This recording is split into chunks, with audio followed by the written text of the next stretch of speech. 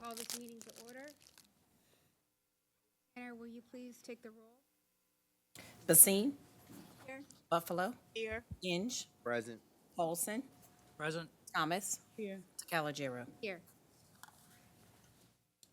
All right, tonight we are here to discuss really now two plans that were presented to the board.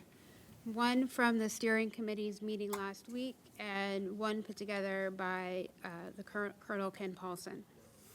I'd like for us to first review the plan out of the steering committee last week. Are we able to pull that up? What's the title of that? SC3? It's SC3 options PDF. Options.pdf. Oh, it's very hard to read.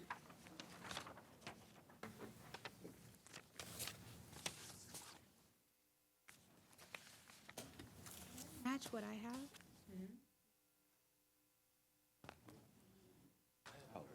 Why am I thinking it's going to pull up on this one? Oh. And I was Then you actually gotta look looking, up. it's like- Same one?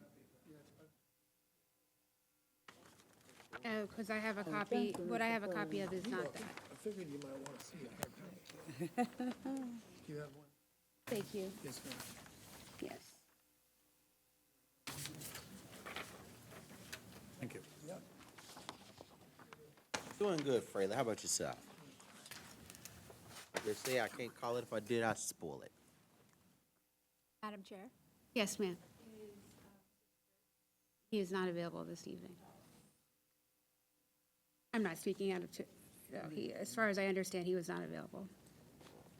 All right, so this plan begins in 2025 with a district-wide redistricting plan, and we would use 2025 to begin school transition plans. So in 2026, this plan calls for repurposing the current Rosemont AOIS facility for the Ghent program and relocating AOIS to Ruffner on the fourth floor. Would close the Ghent facility, repurpose Lindenwood Elementary School for Professional Development Center, and yes. I'm so sorry. With the administration, this is from the consultants, Yeah. correct? I would prefer hearing it from the administration. Oh, and absolutely. have him go step by step so the entire community can hear from the administration. Okay, I think that's fair. Excuse me, Mr. Fraley, who was participated in the meeting. Yeah, if you could step forward, explain this new recommendation to the community. Well, I've created a little cheat sheet.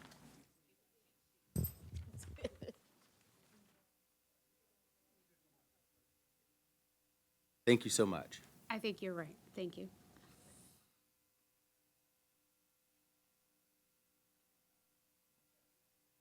All good, no problem. Good evening, everybody.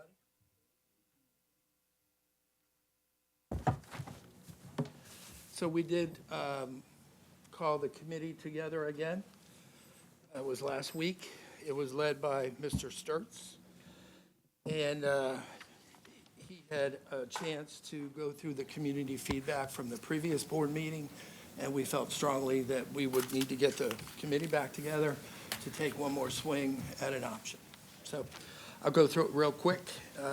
So obviously rebuilding Maury, as you all know, all that paperwork is signed, and we break ground on that project here real soon. In 2025, we'll start a complete redistricting plan, elementary schools, all of them. 26, so we're proposing to repurpose Rosemont AOS facility for the Ghent program, close the Ghent facility, repurpose Lindenwood for a professional development center. So all of the staff at Rosemont, the administrative staff at Rosemont would then go to Lindenwood. Close Tarleton, close Willoughby ECC, repurpose Ocean Air to be an ECC for that side of town, and then close Granby Elementary School.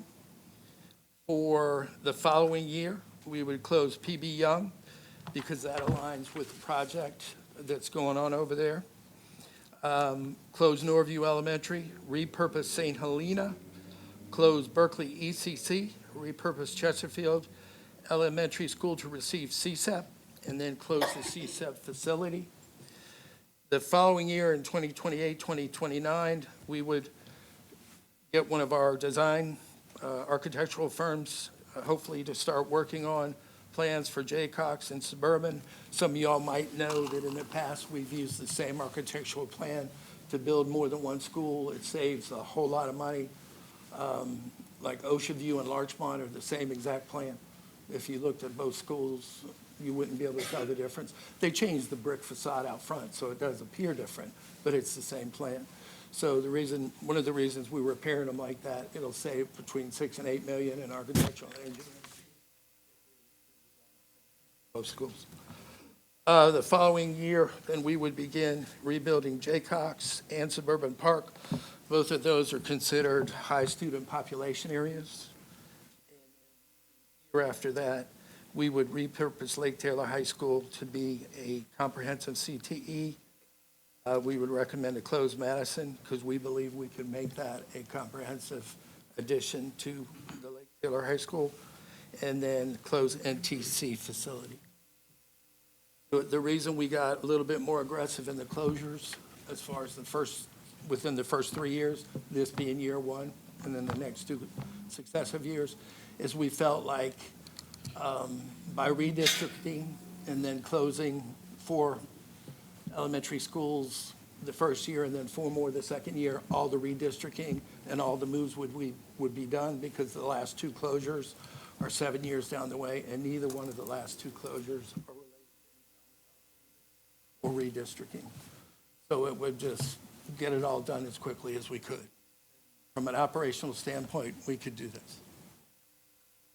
I do have a quick question. Where you talk about closing PB Young in 2027, the relocation plan says students in west boundary to Taylor and east to, is that because of the redistricting? What we were just trying to do is give people an understanding that there are open seats and these are places where they could go, just so people knew that this was a possibility. But the actual placement of students will be in the hands of our expert, the company we have under contract that does that work.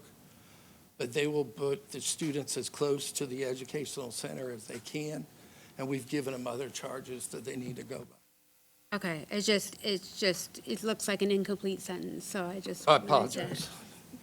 David Ask for types clarification. pretty fast. Dr. Pohl, could you speak to what would happen to the AOIS program should it be moved? Sure. A couple comments on that. Really, the purpose of this plan was to show even other possibilities that are out there. So it's not firm relocation or anything else on this plan. It is, but it's just an option that's out there for everybody. And if AOIS would move, just like with Ghent, the whole program would move. All the teachers would move it. It would just be a full program shift into a different building. Would keep it as administration? It would keep an administration there. It would just be a separate school within Ruffner. Ruffner has roughly 600 open seats. My numbers again. Yeah, 614.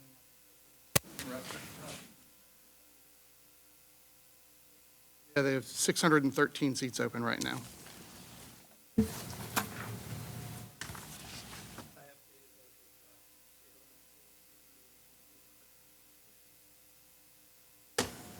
From the 4th? From September 4th, you haven't updated? I just did it. Oh, okay. Like, when you say just did it, like you Were just tho- hot Mr. off the Fraley, press? were those posted on board docs, though? If he emails it to me, I can do it. I can email it to you. Can he email them and then he can also distribute those to the board? All right, can I get a copy of that? Oh, God. I Gotta give it to me Well, I didn't first. bring my phone. Sorry. Oh. You'll just have to answer questions that we have then. I can answer Could you any get that question for us, about it. Karen, or It no? was 618, it was Email it to me. 618 as of The last September 4th. posting, yeah. Yeah. I have What the, I have what was the, it? What was the I school? believe it was 618, what you had on here. Ruffner's capacity is 1192. They currently have 579 students.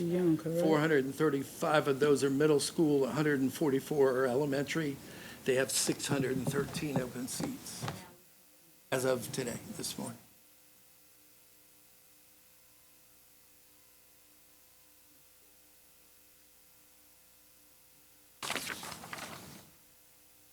Can I ask something? It say relocate students in west boundary to Teller and east to where? That's what I asked to do. Yes. Those are just general, locations where kids might, But what are we thinking about though? East to where? Just throw some school, what are we thinking about? What school are we thinking about? which line are you referring to, ma'am? PB Young? Be Young, 2027 closure, relocate students to west boundary to Taylor. It's PB Young. No, it says close PB Young, says relocate students in West Boundary to Taylor and east to Jay Cox Oh, Elementary. it's just, Oh, it's not up here. Okay. it's just cut off on ours. It's not up here. It's on the copy that's on board docs. It's up there. I'm sorry, on that copy. And those are just general references where they might fit. But again, we're charging this company that, and when I say charging, giving them orders on what our parameters are for them to do the redistricting. It'll be more than just the physical location.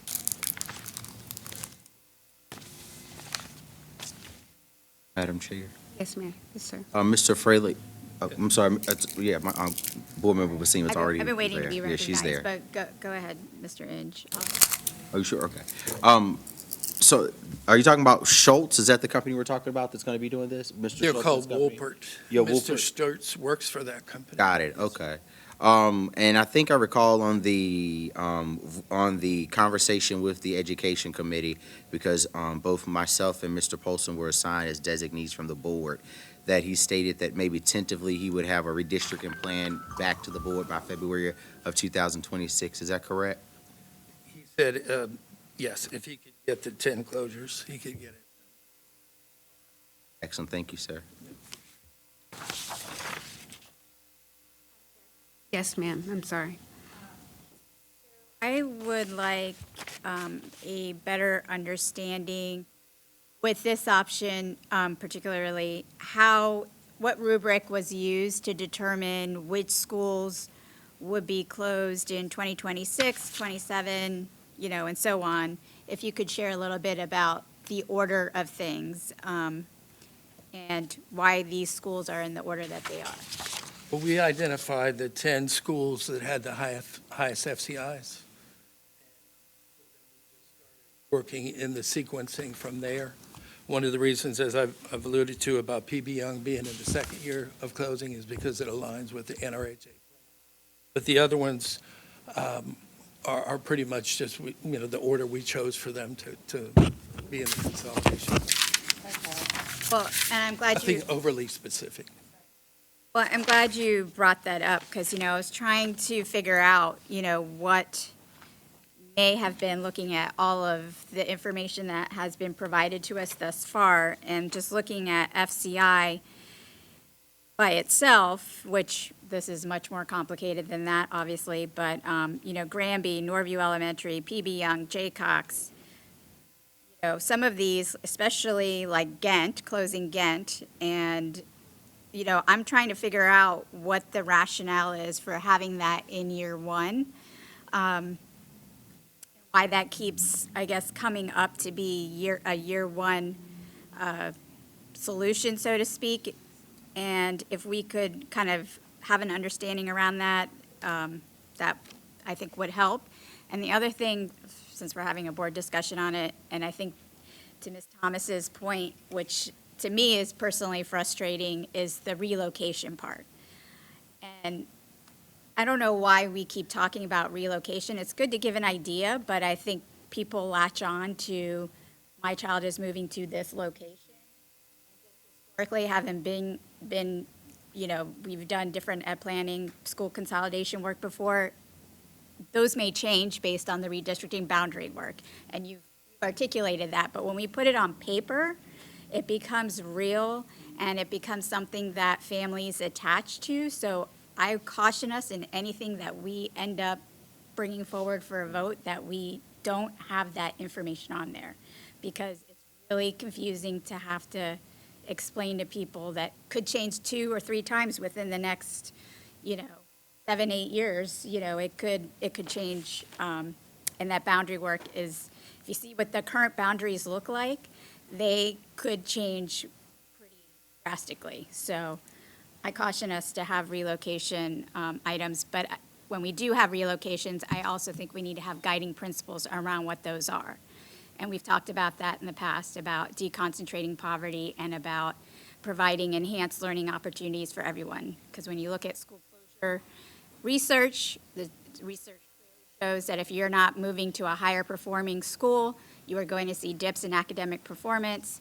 And with everything going on at the state level with framework changes, I think and just what's right for students academically being at the center of this discussion, we need to be thinking about that before we decide. If I could expand on your initial question. So this is a document that shows the FCIs of schools, highest to lowest. And I highlighted it. Orange are the schools that we're recommending to close. Green is the rebuild, and yellow is the ones we're recommending to repurpose. So of the top 12 schools with the highest FCIs, we're recommending to change 10 of those. So it was part of our initial conversations with the committee. Yep. Document that you would I can post that, but it's not on Board Docs right now. This is a document, this is from the facilities master condition study that we had the architects and engineers do about 6 months ago. So that's with, after all the windows, doors, This is everything. everything, so Yes, like the ma'am. updated, This is- okay. If we could have access to that, that would be I'll, helpful too. I will post Docs. So then back to the second part of my question about why Ghent is in year 1. Can you expand on that? Because that is not a school that is at the top, I don't even think the top 10 worst conditions. Well, ma'am, when we start this construction project at Maury, there's going to be 60 trucks minimum a day transversing that area. 60. They're going to be filled with sand, crush and run, demolition, steel, bricks. There's going to be a whole lot going on for about 2 years. The 300+ thousand square foot building. And we feel like it would be smart that if we are going to close that building, we should close it. That's one of the conditions we're very concerned with. I am personally concerned with that, and so is Mr.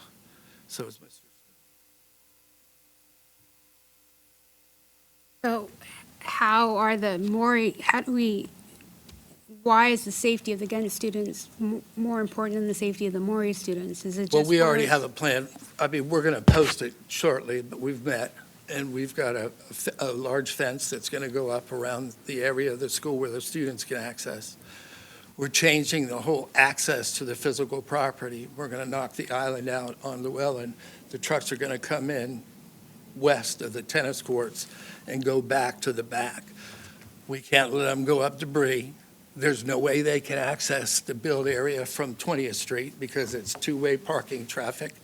And if they were to do that, it would have upset the businesses on that street. So that we're good neighbors and we're being very safe. We're redesigning all of that, which means they'll come in off Llewellyn to enter into the school, to stay away from the. We've already met, we met there last week, and everybody's agreed. The right-of-way people were there, City of Norfolk, our build team, our team, we all agreed on that.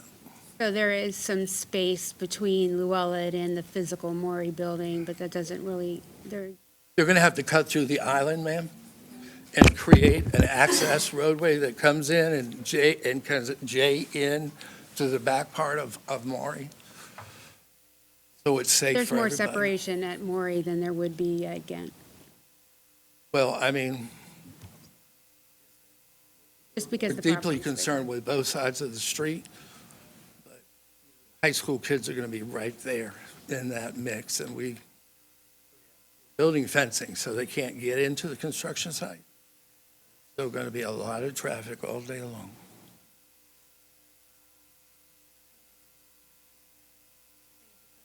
Well, I guess I'm trying to understand the safety concerns at Ghent a little bit better so that if this is an urgent need to move them, that we fully all understand what that safety concern is.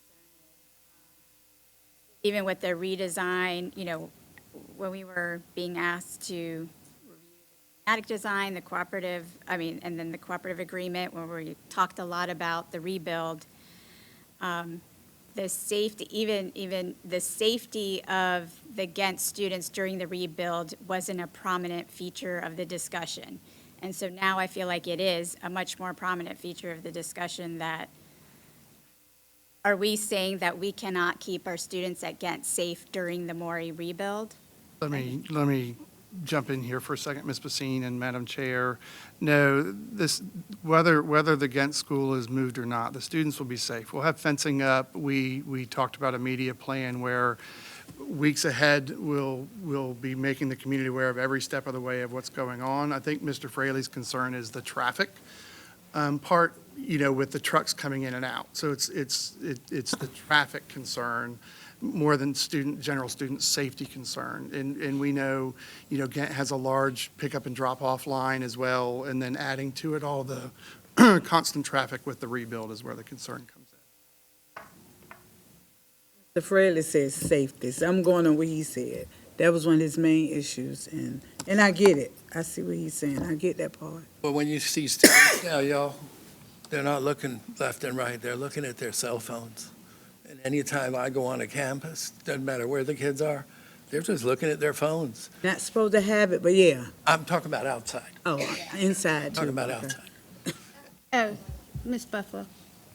Oh, so when you say that the fencing will cut across the median, am I to assume that Llewellyn? No, it won't cut across Llewellyn. It'll start on this side of Llewellyn, on the Maury side, and Okay. it'll, do you know where the practice football field is? It'll start by the administrative parking, come all the way down that area, cut back behind where the pool is, and then go all the way around to where the old parking, driver's ed tower is, and then it'll go Okay. down, all the way down the parking lot. There'll be a gate there, so the students can access a small portion of that for student parking, but the majority of the parking lot back there will be part of the drop site where they are storing sand, gravel, and all I their have a other better material. visual now, because when you said the median, I'm like, oh, so they're going to cut Llewellyn off? I was just thinking detour. Okay, so it's just. You know the island that runs between Llewellyn?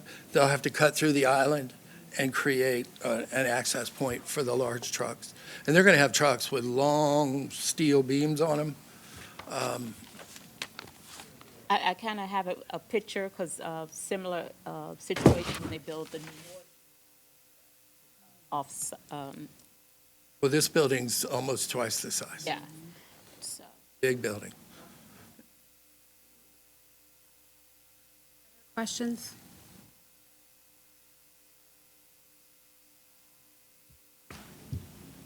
So since that is a recommendation for year one, what other thought processes are in existence for where the Ghent program could be moved?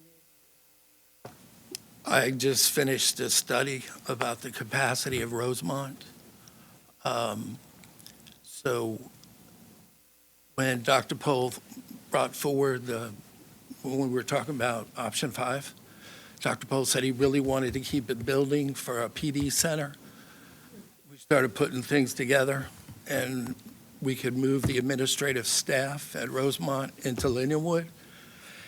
And we could flip the building back to its original design, and that would host 1,147 students, because it used to be a 7, 8, 9, a junior high school.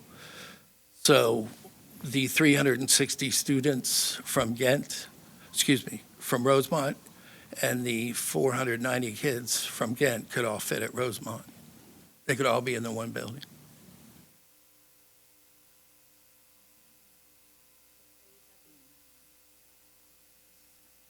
In other words, instead of moving AOIS to Ruffner's fourth floor, we leave AOS and Young Scholars right where they are and have the Ghent program join them. That's the clarity that I was trying to. Yeah, and they'll all fit. I mean, we'd have to, make some minor adjustments to plumbing, i.e., access for kids to wash their hands. We lower the sinks and stuff for the younger kids.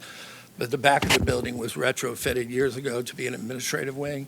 We could turn all that back into classroom space for a relatively nominal fee.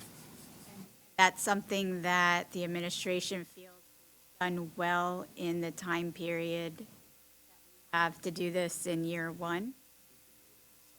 We could flip the That's building back great. in one summer, yeah.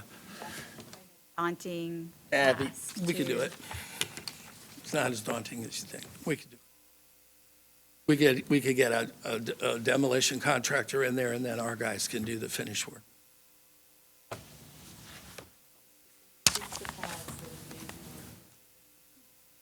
I know, I've been here long enough to know and see what we've done in some of our buildings, which is also why I'm In- raising the question, yeah. During Mr. Fraley's walkthrough too, all the work that was done to create the office spaces were temporary walls just in the divide class. So it's not, we're not talking cinder block or anything else, it was all put up temporarily.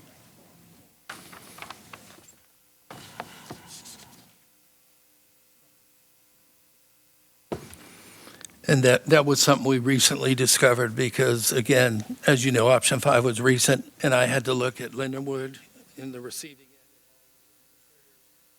end. And we had to do the capacity study at Rosemont. Okay. And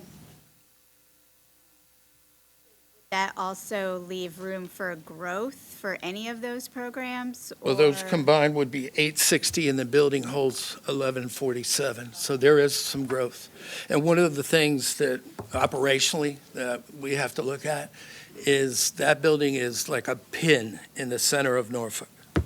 So as I've told you all, we have 6 all-city programs. If we could put 3 of them in one building, all those buses would be picking up kids from all 3 programs all at once, delivering them to the same location. We could probably cut 10 buses and redirect them to support other things that they need to be supported. So it would help us operationally. So, and I'm sorry, because I'm looking at the Rosemont at 540. Can you repeat again the capacity of Rosemont as your, It has 51 classrooms available times 22.5 is 1,147, I believe. I memorized that from the other day. So currently at, like I said, currently there's, and program currently has 490, and the Young Scholars Program currently has 360. There's room for about 300 more kids. Wouldn't suggest we do that the I would first say year. it's That's- probably best. Young Scholars is a small portion of that. The Yeah, Young larger Scholars portion is less than AOA. 50. Yeah. AOIS is the larger portion.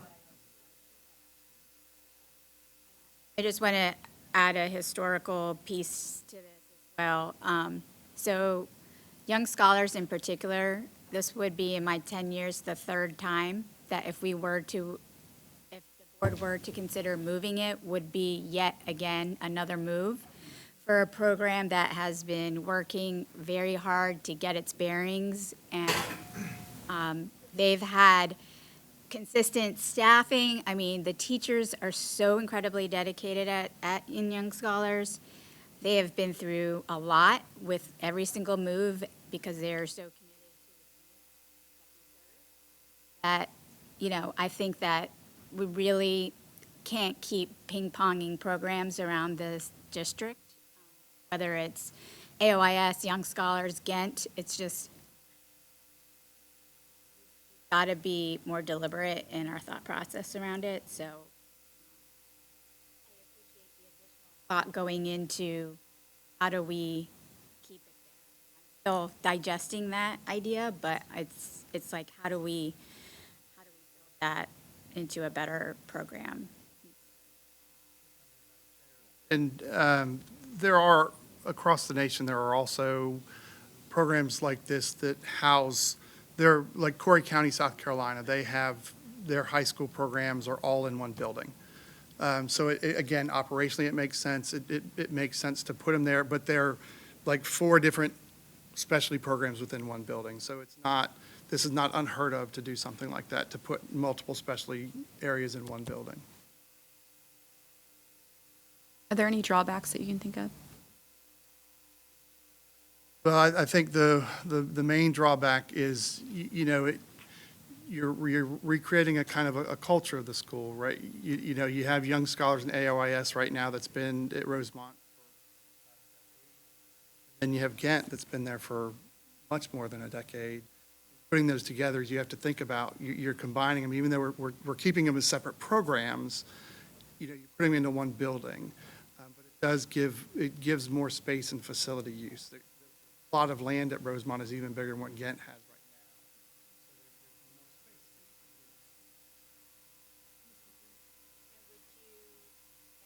now. That, so everything that the programs currently offer, you would continue offering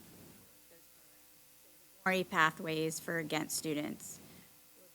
Correct, absolutely. Colonel?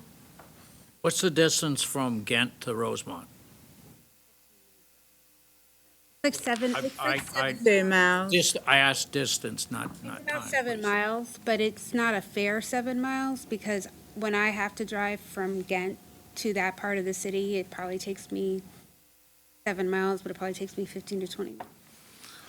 That during the school times? Yeah, I used to drive it.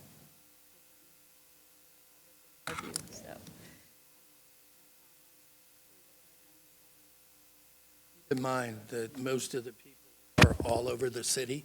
Just like with the Ghent program, that's an all-city program. There's kids in South Norfolk and kids in Willoughby that go to Ghent. It's very spread out. All the programs are very spread out because they all, so it's hard to say. I mean, the furthest would be, South Norfolk or Willoughby. But for the most part, they're all spread out and they can get there in a reasonable amount of time. Also afford the opportunity to put together, have enough students to do middle school teams. Right now, the AOS program doesn't have their own middle school sports teams, but with the Well, they get paired up with another middle school. I'm just saying, would it give them the ability to have their own sports team out of that one facility?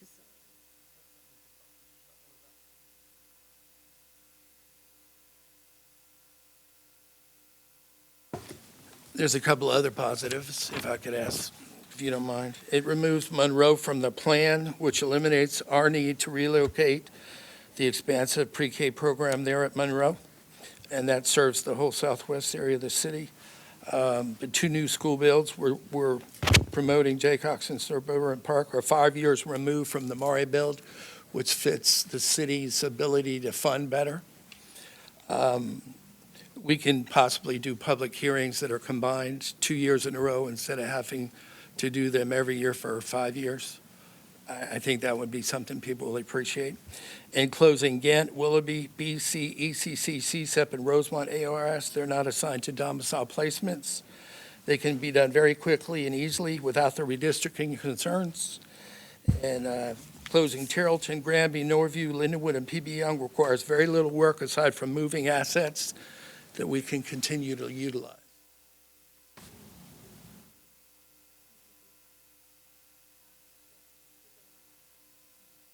Or I can go later. Where are you going to store all these assets? So, if you're Going to move them shrinking to, your size of the classes and you have extra desks and other things that can replace the old ones. we'll move them to the schools that receive the students. Okay.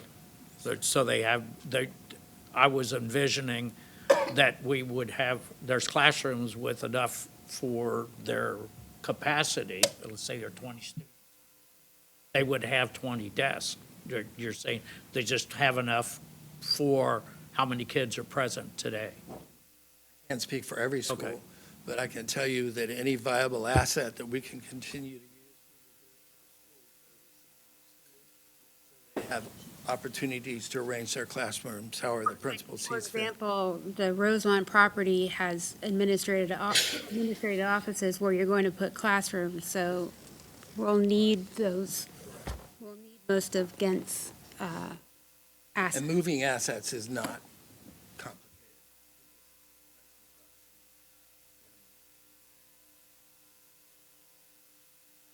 Our operational teams are very efficient. Mr. Fairley, Dr. Poe, can you speak to the fact that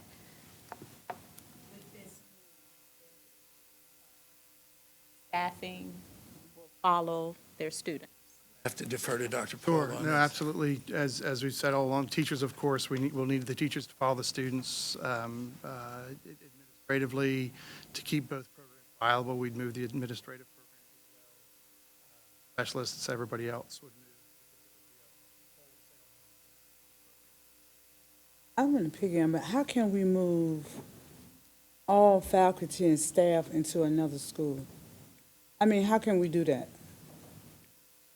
You cannot take one principal from one school when you already have a principal at another school, so how are we going to do that? We'd be running two programs within the school, so it would be like a separated school, so we would have the two administrations for that So you program. guarantee every staff member will be going to a new school? There would be no rifts in this.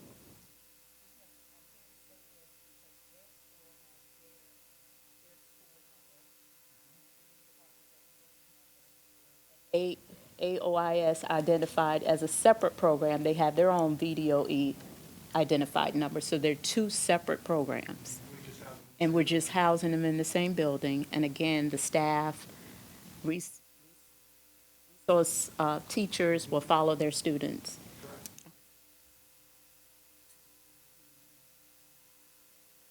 I will say, Ms. Thomas, when we're looking at the possibility of combining elementary schools that aren't programs, then that would be where we'd have to look at principal different moves or assistant principal moves to different job during this process.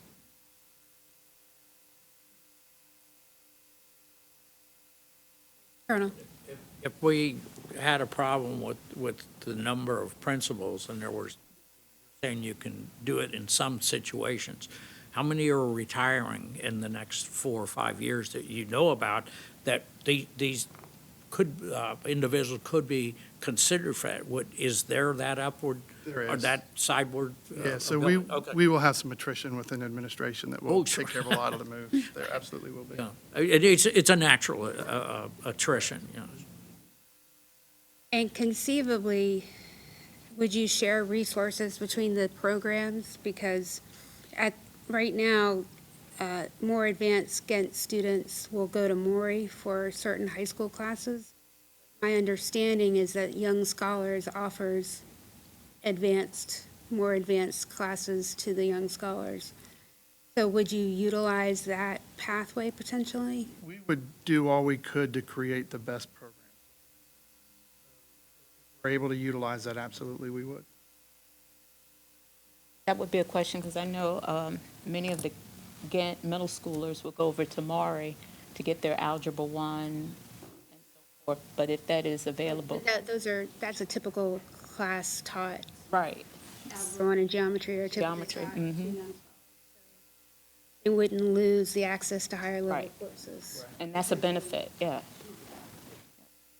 The other benefit is AOIS does not have they have one principal and no assistant principal. So whenever the principal's out, someone else has to step in. But in this case, there'd still be an administrator in the building. So I guess, so for me, I feel like the conversation that I'm hearing is back to buildings, assets, and then, but I really, when we're talking about programs, get back to the program itself and what it's doing for students. Because that's where I don't feel that we have a good handle on, I mean, it's an opportunity, so I think we should take it as an opportunity okay, look at the programs. What are the goals of the programs? Are we meeting the goals of the programs? What can we do to enhance it? Is this the right move? I'm not comfortable making a decision to say, yes, that's, 3 programs in one place, the logistics of it makes sense, let's do it, because there are 3 very different programs. So even when you're talking about sharing resources, just knowing, the Young Scholars Program uses the autonomous learner model.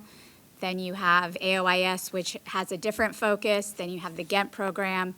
It's just, we have to be cognizant of the different, and then who they're serving is also different. Right, but I So- was more thinking, and my comment was really more about the high school classes that are taught in middle school, that there would be, where, not the early years, but, those algebra ones, those science classes. Yeah, and I think that was a great That's an opportunity question. and not a threat here. Right, no, and I think that's what made me kind of go back and think, because even with the Young Scholars being in the same building with AOIS, that's one of the things that I feel like they've now, gotten into a better groove of how they do share resources, and I think that has been a huge benefit. But that process of getting there takes time, right? I mean, because I remember in the beginning, and I say this with my parent hat on, there were challenges with the scheduling and, having teachers in place to teach those high school credit courses. And so it was a very delicate, balance, and it took time. And that's what we want to be sure that we have built into this decision-making process, is the time to do that. Like, what? There's like, It's your background, it's the drama. Just kidding. Well, when I walked through the building recently, all the teachers that were in the program are still in the program. They were all highly certified to teach all the EOC, so I don't think we're taking any steps backwards. Who's this? That is, in case we want to use the smart board, just close it. He's coming to take care of it. He's coming to get it. He's coming to get it.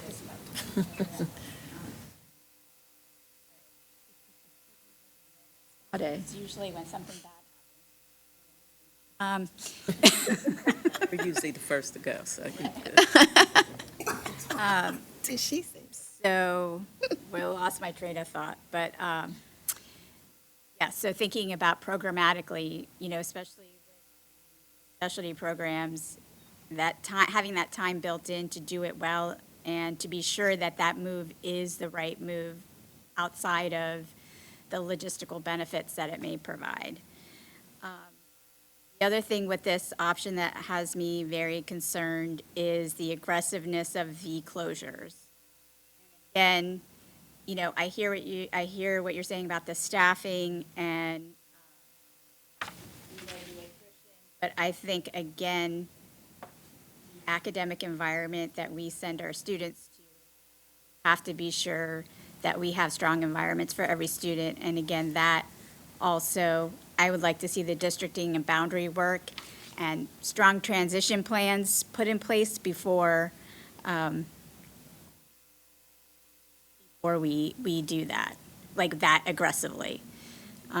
So that's just some Other than thoughts I the have. aggressive nature of the plan, and I do wonder if the plan is too aggressive, what other concerns do other board members have, or opportunities that you see in this current version of a plan? I'd like to ask a question to Ms. Basine. If I heard you right, you talked about oppressiveness. About what? Oppressiveness because of this being very aggressive. Did I misunderstand you? I guess I did. I was just talking about the aggressiveness, like, The aggressive. It's aggressive. aggressive, Okay, yeah. I misunderstood. Okay. Yeah, no. yeah. Thank you. Yeah, thank you for clarifying, yeah. It is aggressive, of course. Yes, yeah. That we as a board, which we own all the bad decisions from the past. Correct. We have to, and we're coming close, I think, to a solution for some of the problems. But we have to make up for the lost time. We don't have a lot of time to meet the goals of the future that are expected of us. From the school, the parents, the citizens, everybody has an interest in what we're doing, and I appreciate everybody, coming tonight, everybody that's watching, that this is going to be a process, that it's going to take a moment. We talked before, and we were talking about the voting. Are you going to explain that to them? Well, it does have vote required listed on the agenda. However, if we are seriously considering this plan, or even Mr. Colonel Paulson's plan that he will present next, I would caution us to not vote tonight, simply because it needs to get out into the community, and we need to get community feedback on whatever it is that we are seriously committing. And it is not fair to the community to take a vote on something that we have just worked through this evening. That was my thought process. But I wanted to make sure that we looked at each plan and talked through the pros and cons of each plan before we made a decision, but I still think the right decision is not.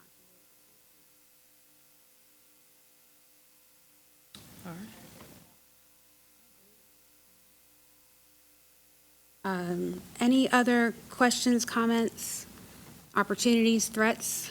Does anybody see with this plan? I do want to give the Colonel a chance to present. One from Mr. Fraley.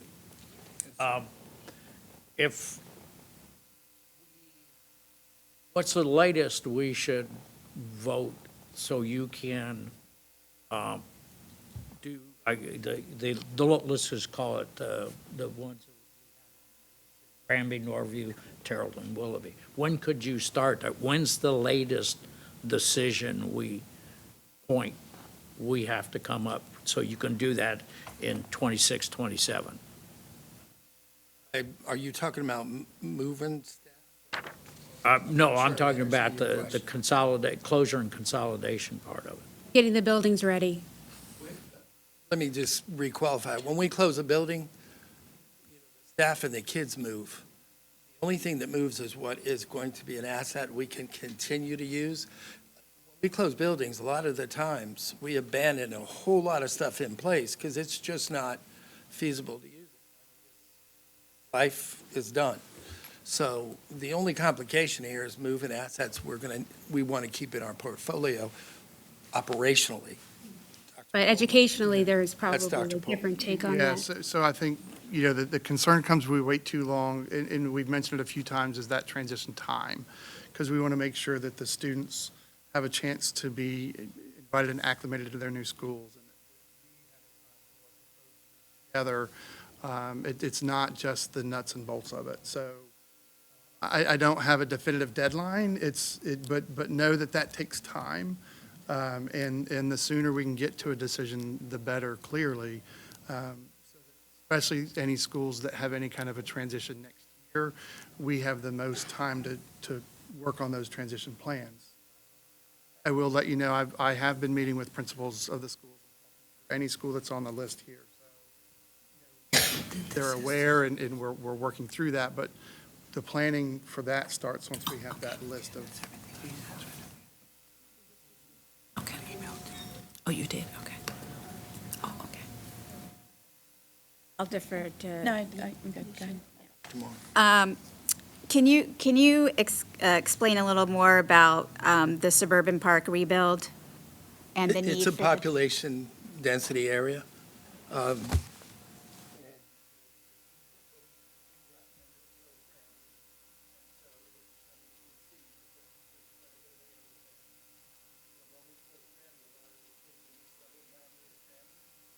Probably be reallocated to Larchmont, possibly Monroe, just because it's physically Park Place. makes sense. That's- And then the kids in the northern boundary of Granby will go to Suburban Park, and maybe some in the northwest boundary might go to Camp Allen. And this is just conjecture, because again, we've charged Woolpert with a number of specific things they have to do to redistrict. But that is considered a fairly dense population spot.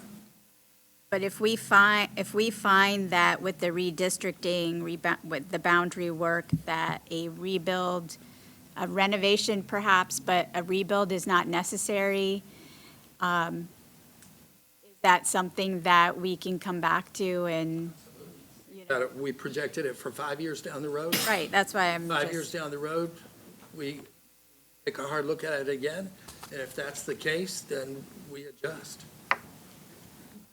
so our process for today, is that going to be like, we're going to hear about these plans and then kind of work together and come up with our own ideas of how to mesh what we like and don't like of these? Okay. That is my hope. Okay, so That's then why I'll I keep- reserve the rest So that's of why my I keep comments. asking if people concerns or comments or. I do have a lot opportunities. of other concerns, but I'm going to wait to, Dr. Martin? So in 5 years, so right now, Suburban Park Elementary is, its FCI is at 0.641. So in 5 years, it's going to need. We just replaced all the air conditioning units in Right. it, which dropped it down to that percentage. That But would be about the if- time when right. Granby's closing. Right, but we would maintain the building if it's going to be rebuilt. We wouldn't put huge dollar amount projects into it. We would maintain it. But if for whatever reason we're not going to rebuild it, then we can always ask the city to rebuild something else and make a different decision on Suburban Park down the road. That property, it's a really beautiful, It is has a huge lot property of stand. potential for a wonderful school. Yes, we agree with you. That's why we Like project to it to you. keep it in there. Yes, ma'am.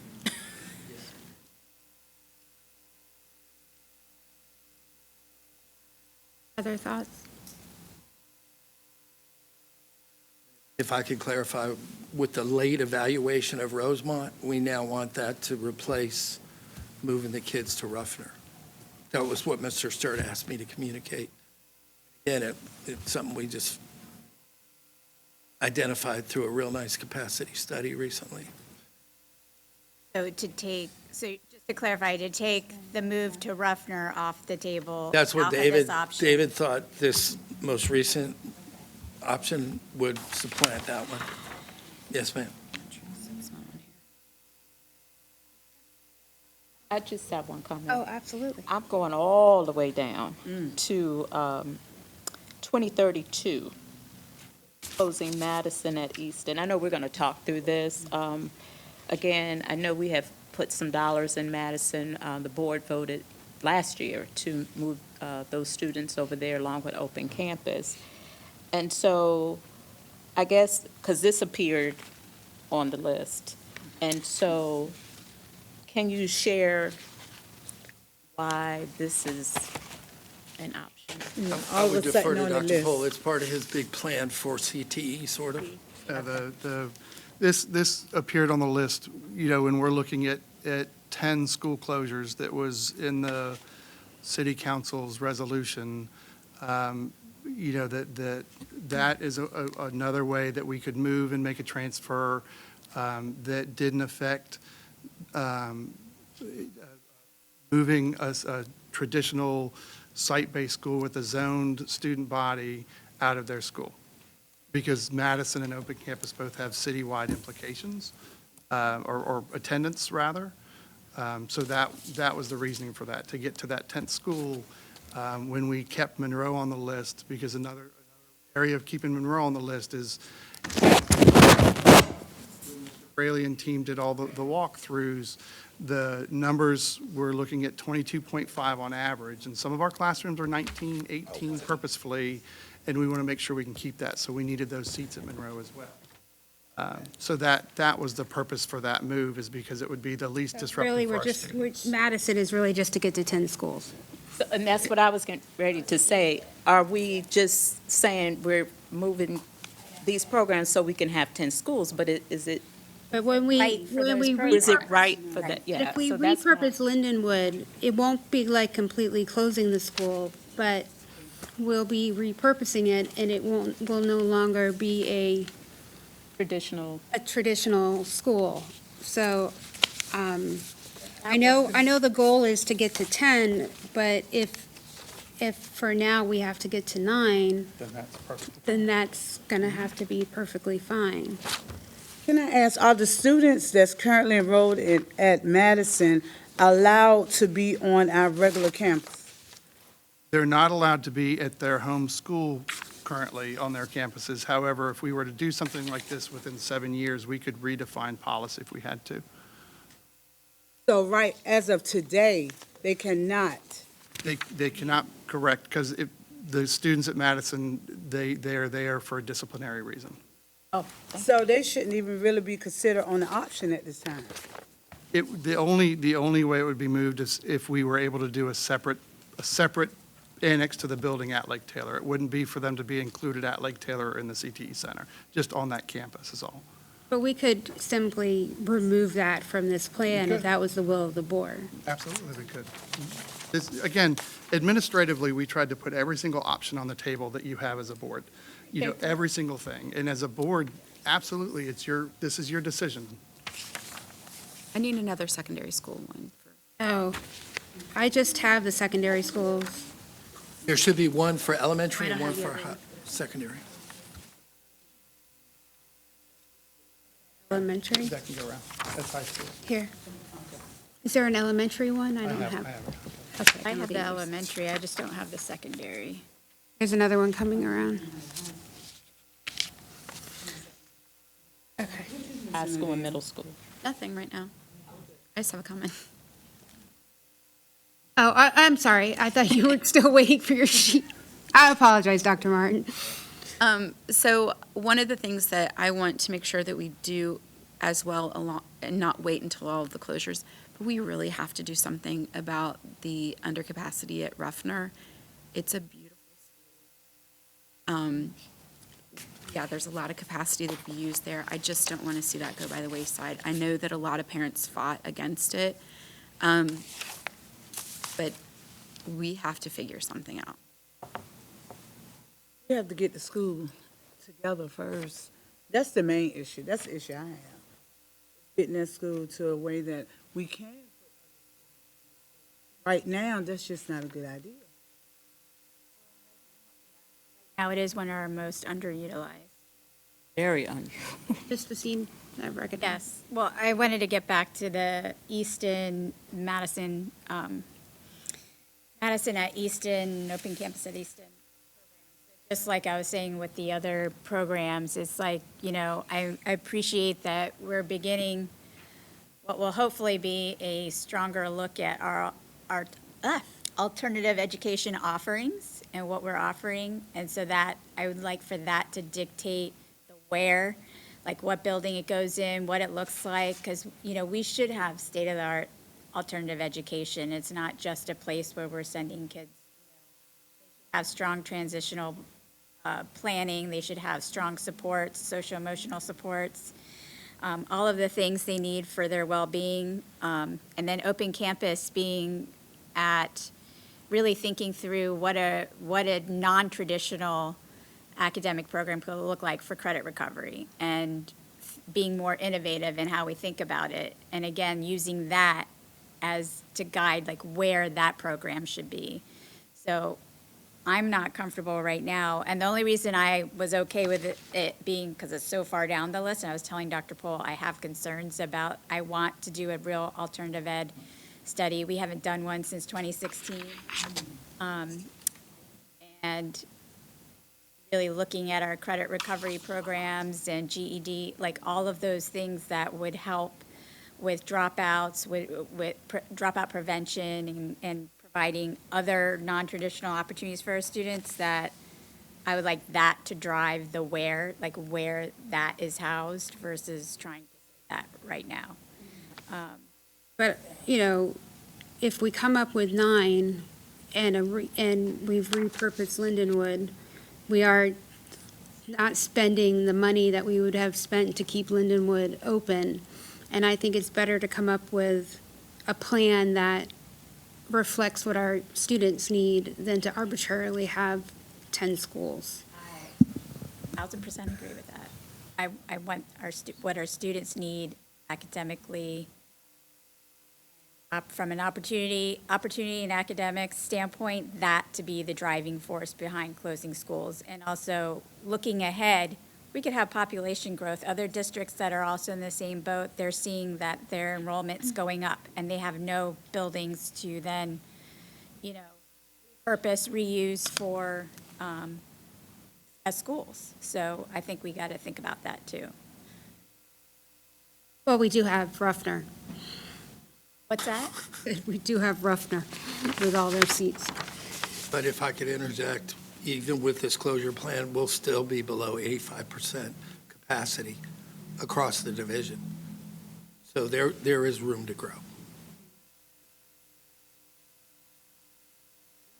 Other questions? And Dr. Cataldo was kind enough to scan those documents and send them to Ms. Tanner while I was up here. So all of those are on board docs. You'll be able to see them.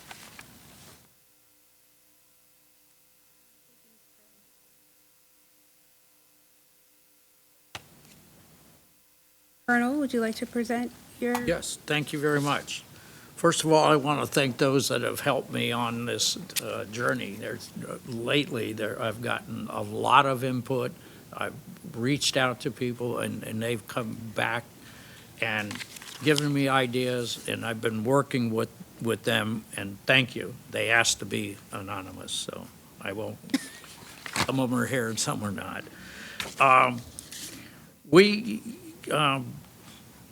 The vice chair suggested recently, or a couple meetings ago, that we develop our own plan, and I think that's a great idea. We need to do what Norfolk does, not what we do in Chicago or any other place. But then one of my teammates suggested, why not have 2 bites at the apple instead of 1? And right now, we've been stalling, if you will. I may not be the right word to use, but we haven't progressed forward because we're looking to put everything in one plan. Do 2 plans or 3. And that's what I'd like to see, that we consider that. On my list, I picked what I thought were the most vulnerable schools that needed to be Colonel, can I? buildings. I don't mean to interrupt you, but can you tell us which document it is so that we can pull it up? I had put it up. No, I mean, Put it pull it on up Power here. Docs. Would be, You know, it was The posted. framework or plan first? the plan, not the framework. Okay. Okay, thank you. I just wanted to put that up there for the audience. And so we develop, we tonight, or whenever we vote, we select 26 and 27. And we're, in the meantime, working on 27 and 28. But at least we've made progress forward because we're not waiting for the rest of all the other schools to figure out what we're going to do with them, or the other buildings, excuse me. I keep saying schools. I mean buildings. So what I've divided them into what I thought we had a consensus, so that's what's in yellow for 26, 27. What I thought the most contentious were, and those are in 27 and 28, so we can work on them. But we take and table these, but we're showing progress by making a decision now on however many schools we're comfortable with. And then when we're in the dealing with the contentious, we would look at, I was suggesting 2 special call meetings with public input that should be scheduled at times convenient for the stakeholders. The 3rd special call meeting should be for the steering committee, and I wrote in there school council, but that's wrong. It should be steering committee, to review and provide feedback to the board. And the 4th special call meeting would be scheduled for board deliberations and a decision. Then we go into long-term, which is the 29 and 30. This is for the next round of elementary, middle, and high schools that we are going to have to face. 3 years from now, we should start looking at 5 years, 7 years, 8 years. Then we have the funded rebuilds. We have to make sure we have the money before we put them on the plan. Right now, I believe we've been promised 2 rebuilds from the city. I think they've said they would fund 2 rebuilds. 3? 3, Okay, 3. including J. Cox. Okay. And put those on the 30 to 32 part of this. And then Lake Taylor and all that, which is further down the road, 32 to 34, we look at those and in that order. But we start now with a small bite and then another bite. And then we can spread our workload out to those things that are coming up. Right now, we're trying to do everything at once. So particularly these schools, most of them, as I said, they're ones I thought were the low-hanging fruit, I think was what it was mentioned earlier. And so that's why I put those on there. And that was my intent, to change the way, the process that we're doing, not change, but have the board consider changing the process so we can be more efficient and not waiting to make a decision on everything. Bites Questions? Instead of Bites, big bites. yes, yes. One bite at a time.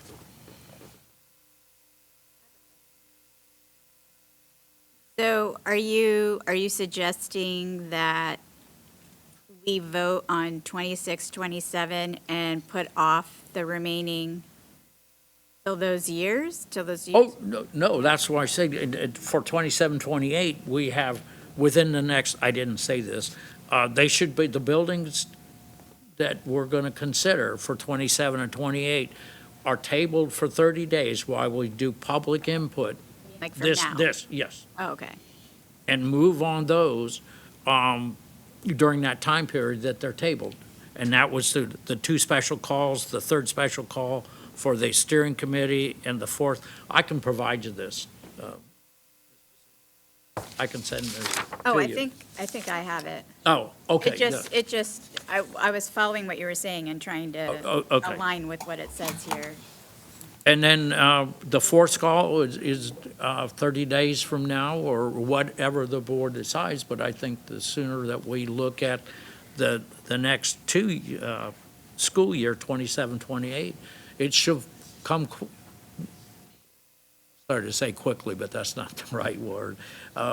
We need to do it in a timely manner because we do have other things that we need to do, and the longer we put it off or try to find out a lot more things, I'm not sure that we're going to get a return on our investment if we wait too late in the future.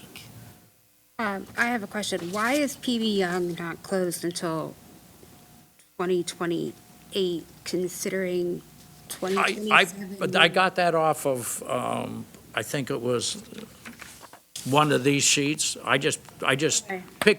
I tried to pick what was on already being considered in somebody else's, Okay. what do you want to call it, their schedule. And I put them in there, except for the first go-around for 26, 27. I just put those, as I said, the low-hanging fruit that I thought that we had. I'm sorry. Ms. Basine has her hand.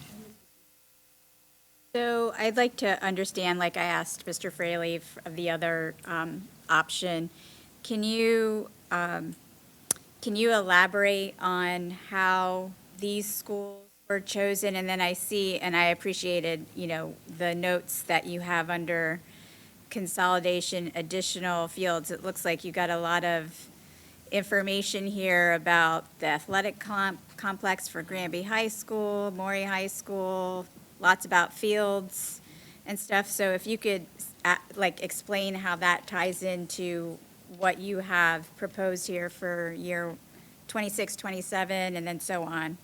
If you could help explain that. These are things that we are looking at long range, so like Maury High School, and the issue of what we're going to, if a field, with the stadium and these, I tried not to address those because they're distractors. This is simply a process, and why did I,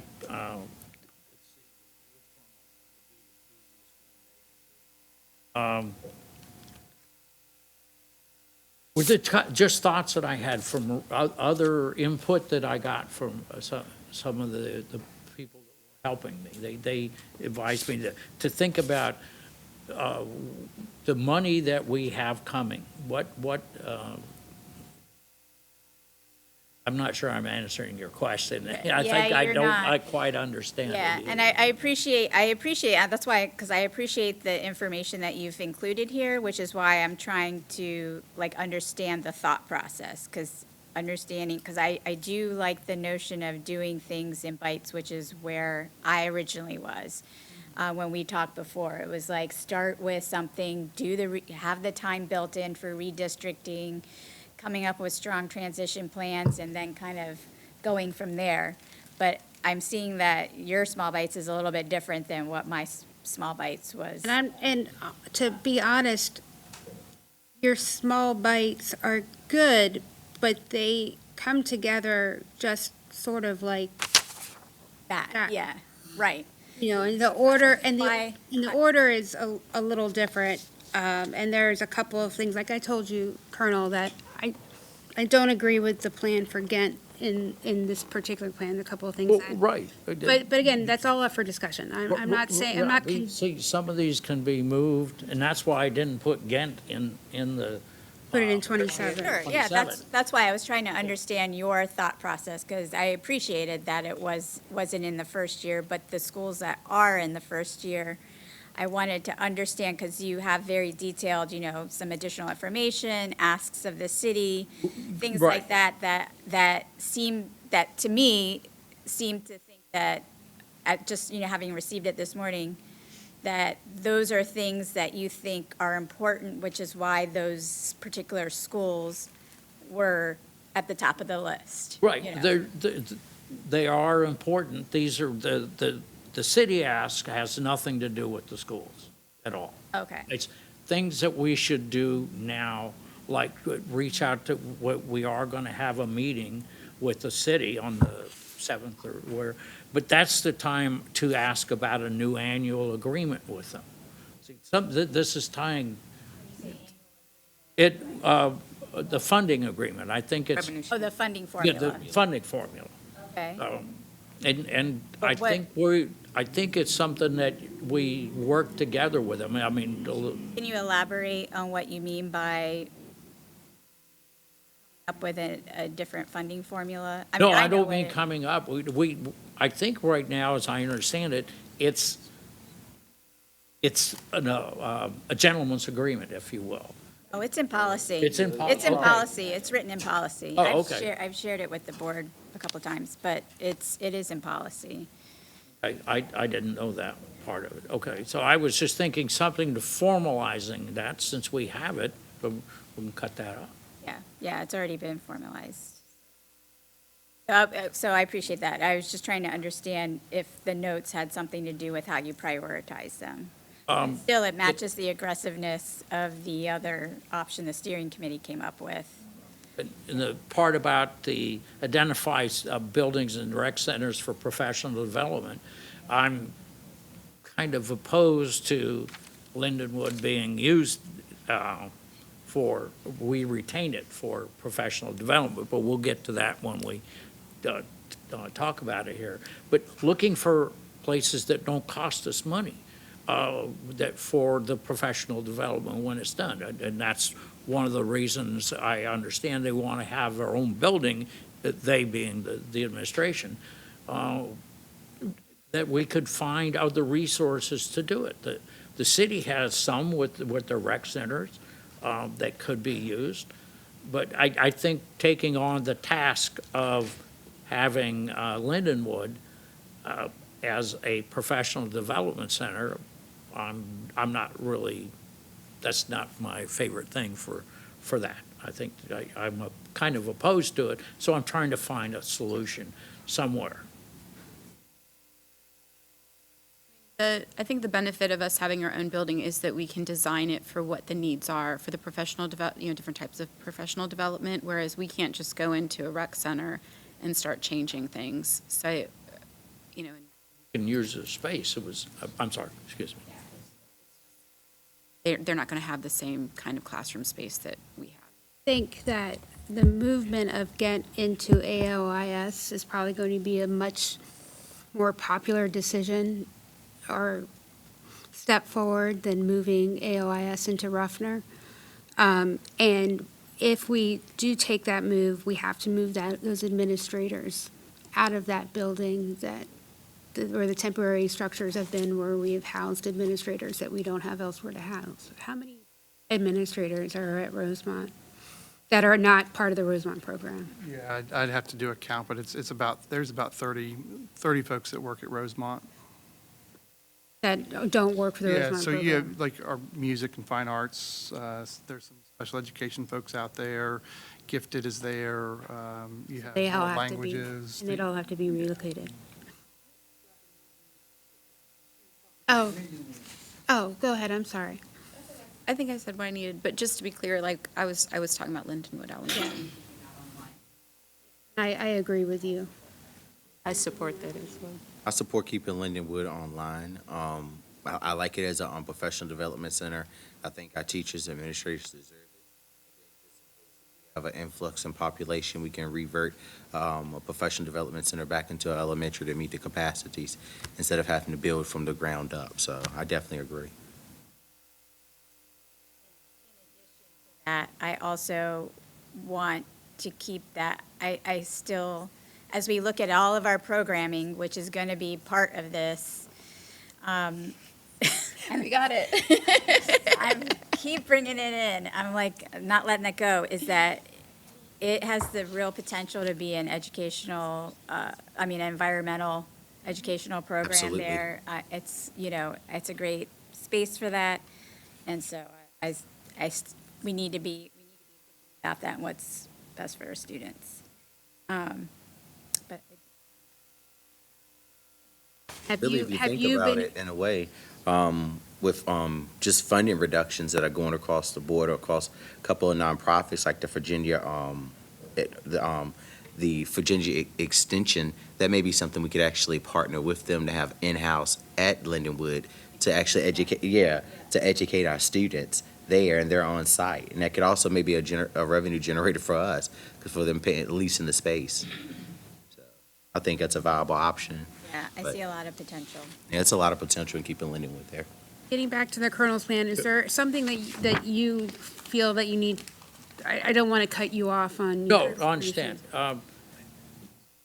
The idea of population explosion is, I don't think it's out there. I've heard it a couple of times tonight.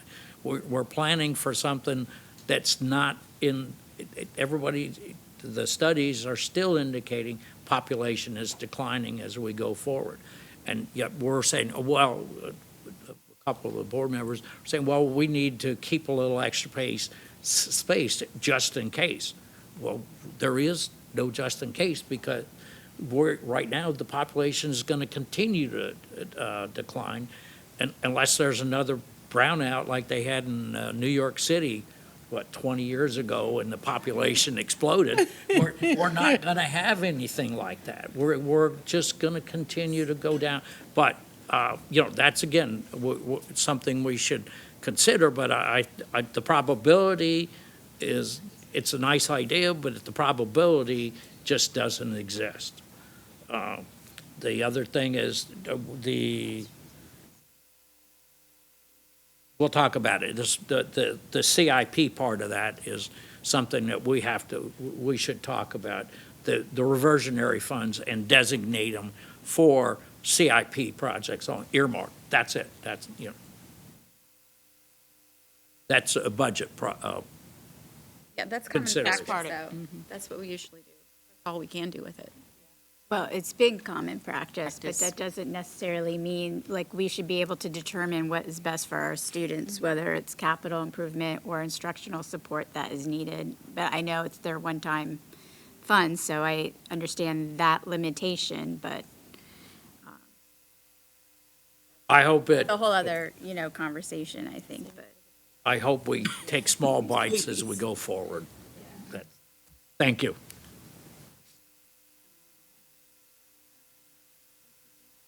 So I'm still looking at this plan, because I do want to. Do you want to, we'll just meet, or you want to do, I think we're, I No, thought it's she related to was- it's related to your plan. Okay, Yeah, so I'm just trying to understand, so I'm still moving through it. Are we, That's fine. yeah, is that okay? Okay. So then 27, 28, you have closure, Ghent, and Lindenwood, although, okay, we talked about Lindenwood. So that's where you have the Ghent closure. And you're proposing consolidate, again, bringing back James Monroe in this? Or you have other ideas here? Can you elaborate on what those no, ideas are? that's to consolidate the. Right, so. well, It says Ghent Middle School students consolidate to ADL, 50 seats, Ruffner, and AOIS. So you have you have breaking up the Ghent program into different schools in this. Yes. Okay, I just want to be sure I understand what the recommendation is.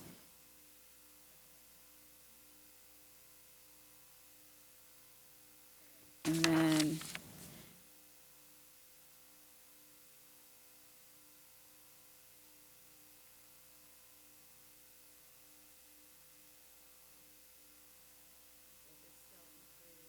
Madison, or CSEP going, so is this recommendation for CSEP to go to Easton at Madison? Because it says CSEP consolidates to Madison Alternative. Things have changed a little bit since I did this, so. Okay. But yeah, initially CSEP would consolidate with Madison and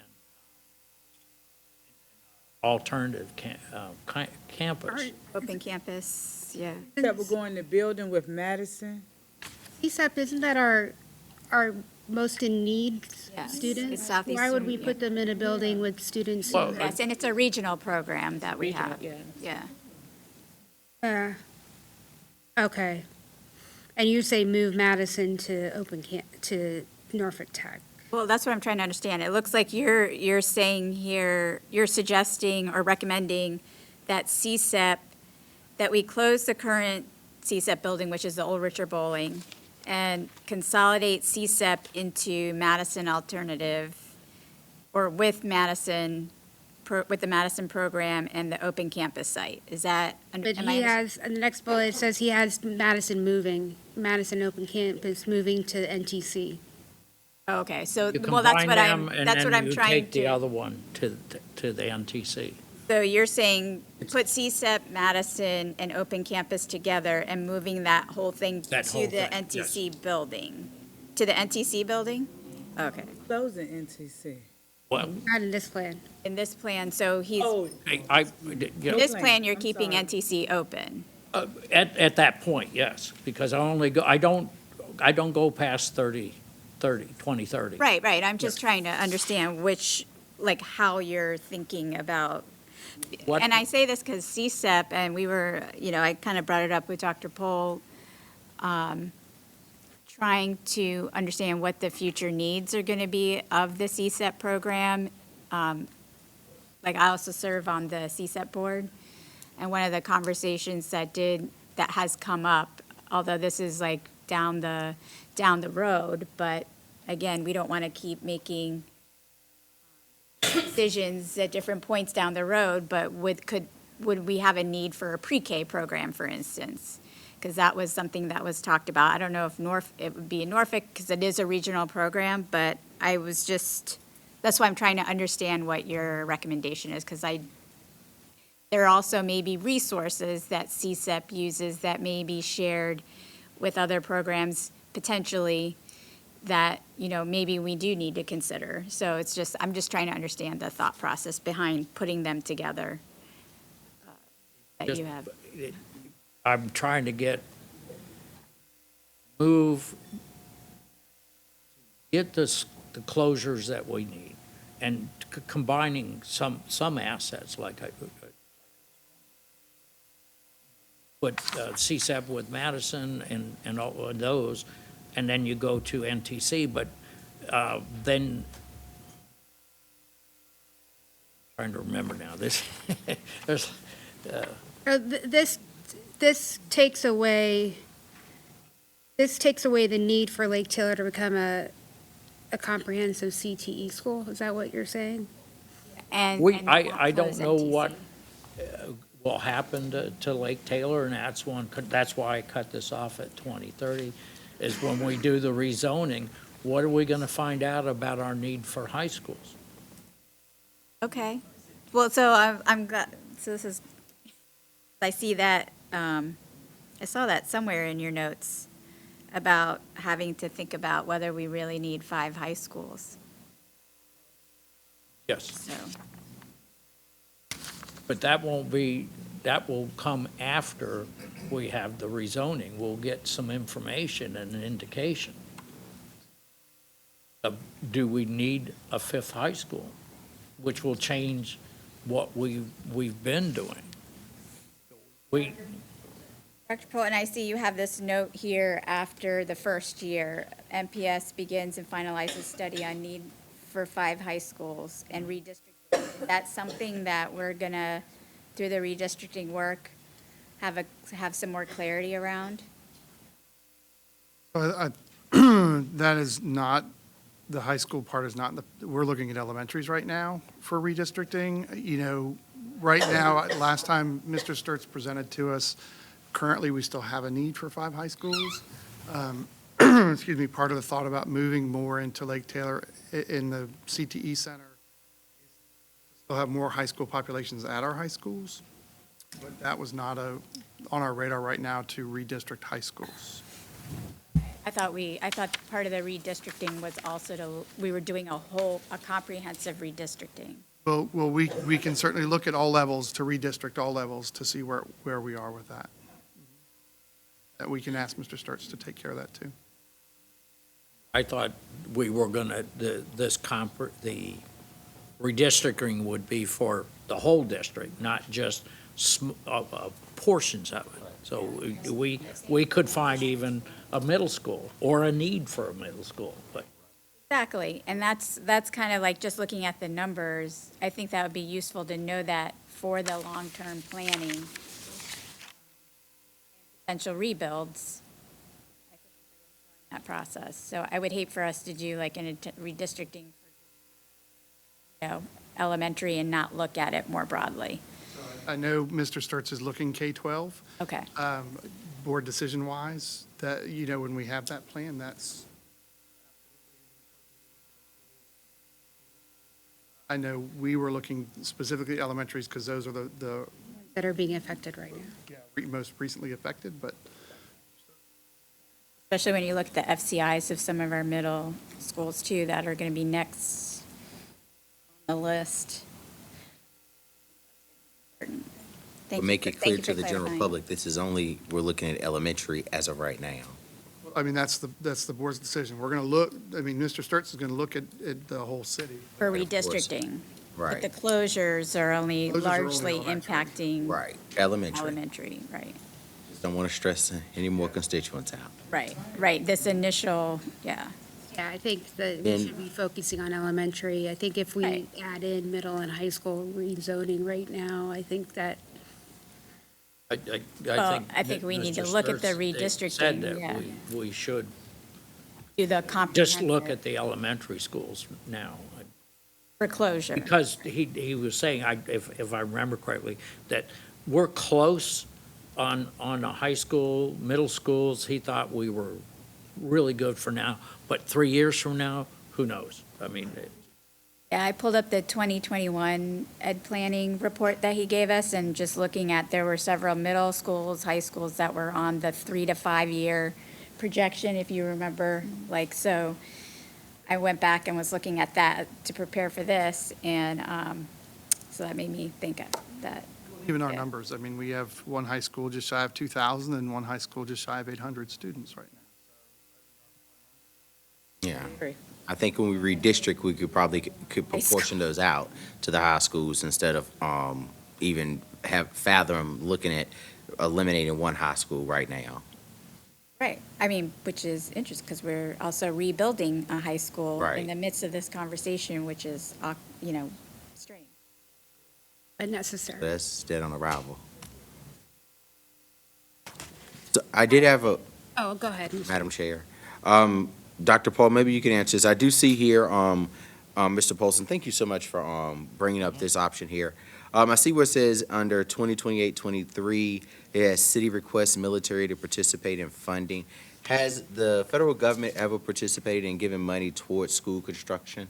I would have to research, I think with Camp Allen, Okay. there was, Yeah, there was, Okay, cool. yeah, help with I was that. thinking even, okay. Precedent.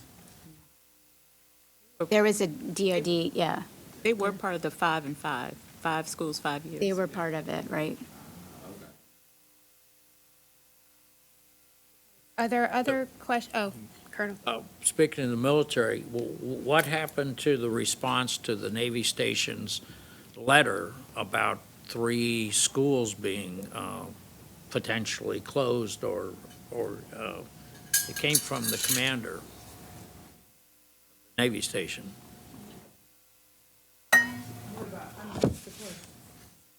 I'm sorry? Was there a No, response he was talking provided? about Tarleton, Sewell's Point, and I forgot that there was 3, maybe 4. What about it? That's what I'm trying to get. What was the email about? What he was concerned about the quickness of the decision, Yeah, one word he used, the decision to close Tarleton, and he had concerns. I'll send it to you all, 'cause it came to us in. well, it was, That's not, and I appreciate you bringing that up, because it was about us being cognizant of the transitions that military families experience, and for us, to, in our school closure and consolidation plan, to just kind of keep in mind that, that we have other things to consider particular to the military families, so. But he also brought up the need for transportation for children now to go to their, when we work at Willoughby and Ocean View area, that getting their students, some of the students, to the facility that they have right there at Fourth View, that the military has in their housing area. They have like a daycare center, I believe it's, or some after-school programs. And he was wanting us to negotiate with them on how to do that, to make sure the kids got there. That was in the last paragraph. I'll send it to. Please do, and I'll research that. because we have those issues too, though. I mean, All a lot of our parents over here don't have cars, transportation. And we not talking about school hours, you talking about after-school programs. Well, they would be, We the talking about bus getting would my take them babies to to the school program. during the daytime so they can get their education. It was just the transportation part of it. But I'm just saying, we have transportation issues too. We looking at that. Well, right, and because of the closeness of their center and where Willoughby's is now, they can walk it. You just have to be careful of all the construction there right now. But you could walk up there from one to the other. If they move to Little Creek, now how are they gonna get to that? Because We had the if they same get them, issues. they only go back to their home or the housing area. Now somebody's got to get them from the housing area to that aftercare. Yeah. Well, Colonel Polson, that argument could be the same for St. Helena parents. Yes, that's right. No, No, if it was for me, I could want and give everyone Everybody. what Right, they need everybody. and what they want, I would do that. But that's the same argument St. Helena parents are having. So, I mean, I'm just wondering what the status was, and that's what I wanted to find out. And I will get that. I have a copy Y'all of do it. research on that? You gotta do research over here too. Oh, absolutely. All right, does anyone have any further questions about Colonel Paulson's option? Thank you for listening. At least some people are smiling. We've been at it for an hour and 40 minutes, and there has been a request for a recess. So I'm going to call for a 15-minute recess, right, starting now, ending at, 18 minutes? Oh, I thought she said 18. ending at 5 of, so it's a little more than 15 minutes.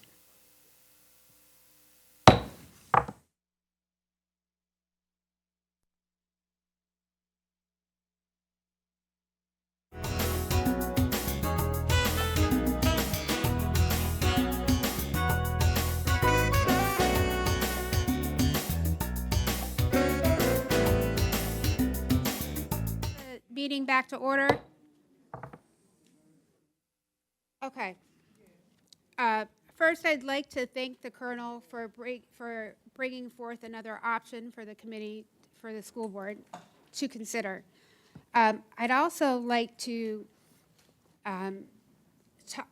talk about the option brought forth by the steering committee, and I'm going to refer to it as the 929 option, because if we keep giving it a number, we have no idea what our number is. So I'm going to call it the 929 option. So, yes, sir. So everybody knows, I sent you the nav station letter while we were on. Oh, thank you very to much. everybody on the board and Dr. Pohl, Mr. Fraley, Okay. and Ms. Tanner. So everybody should have that letter so you can see what the nav station's concerns are. Okay, thank you very much. Before I forgot. Hopefully it didn't just get lost in our email, because we have Oh, been getting yeah. a lot of emails. Yeah, I remember seeing it and it expressed his concerns. That's all. Okay. So to bring us back to talk quickly, or to talk a little bit about the 929 option, you know, we tasked this steering committee to bring forward options that we thought would be in the best interest of our students and our school system. And I think that we really need to discuss that option fuller. I'd like to do a straw poll on where our heads are. I want to know if there's interest in discussing the 929 option further, or interest in discussing the Colonel's option further, so that we can make some headway tonight. So straw poll, Ms. Basine? Are either of the options something you'd like to discuss further? There are aspects of both that That's a perfectly fine answer as well. yeah, but not one fully over the other, or. Okay, Yeah. that's perfectly fine. Dr. Martin, do you have any thoughts at this point? My thought was FCI and some of what we discussed earlier today, that we might be able to narrow it down more.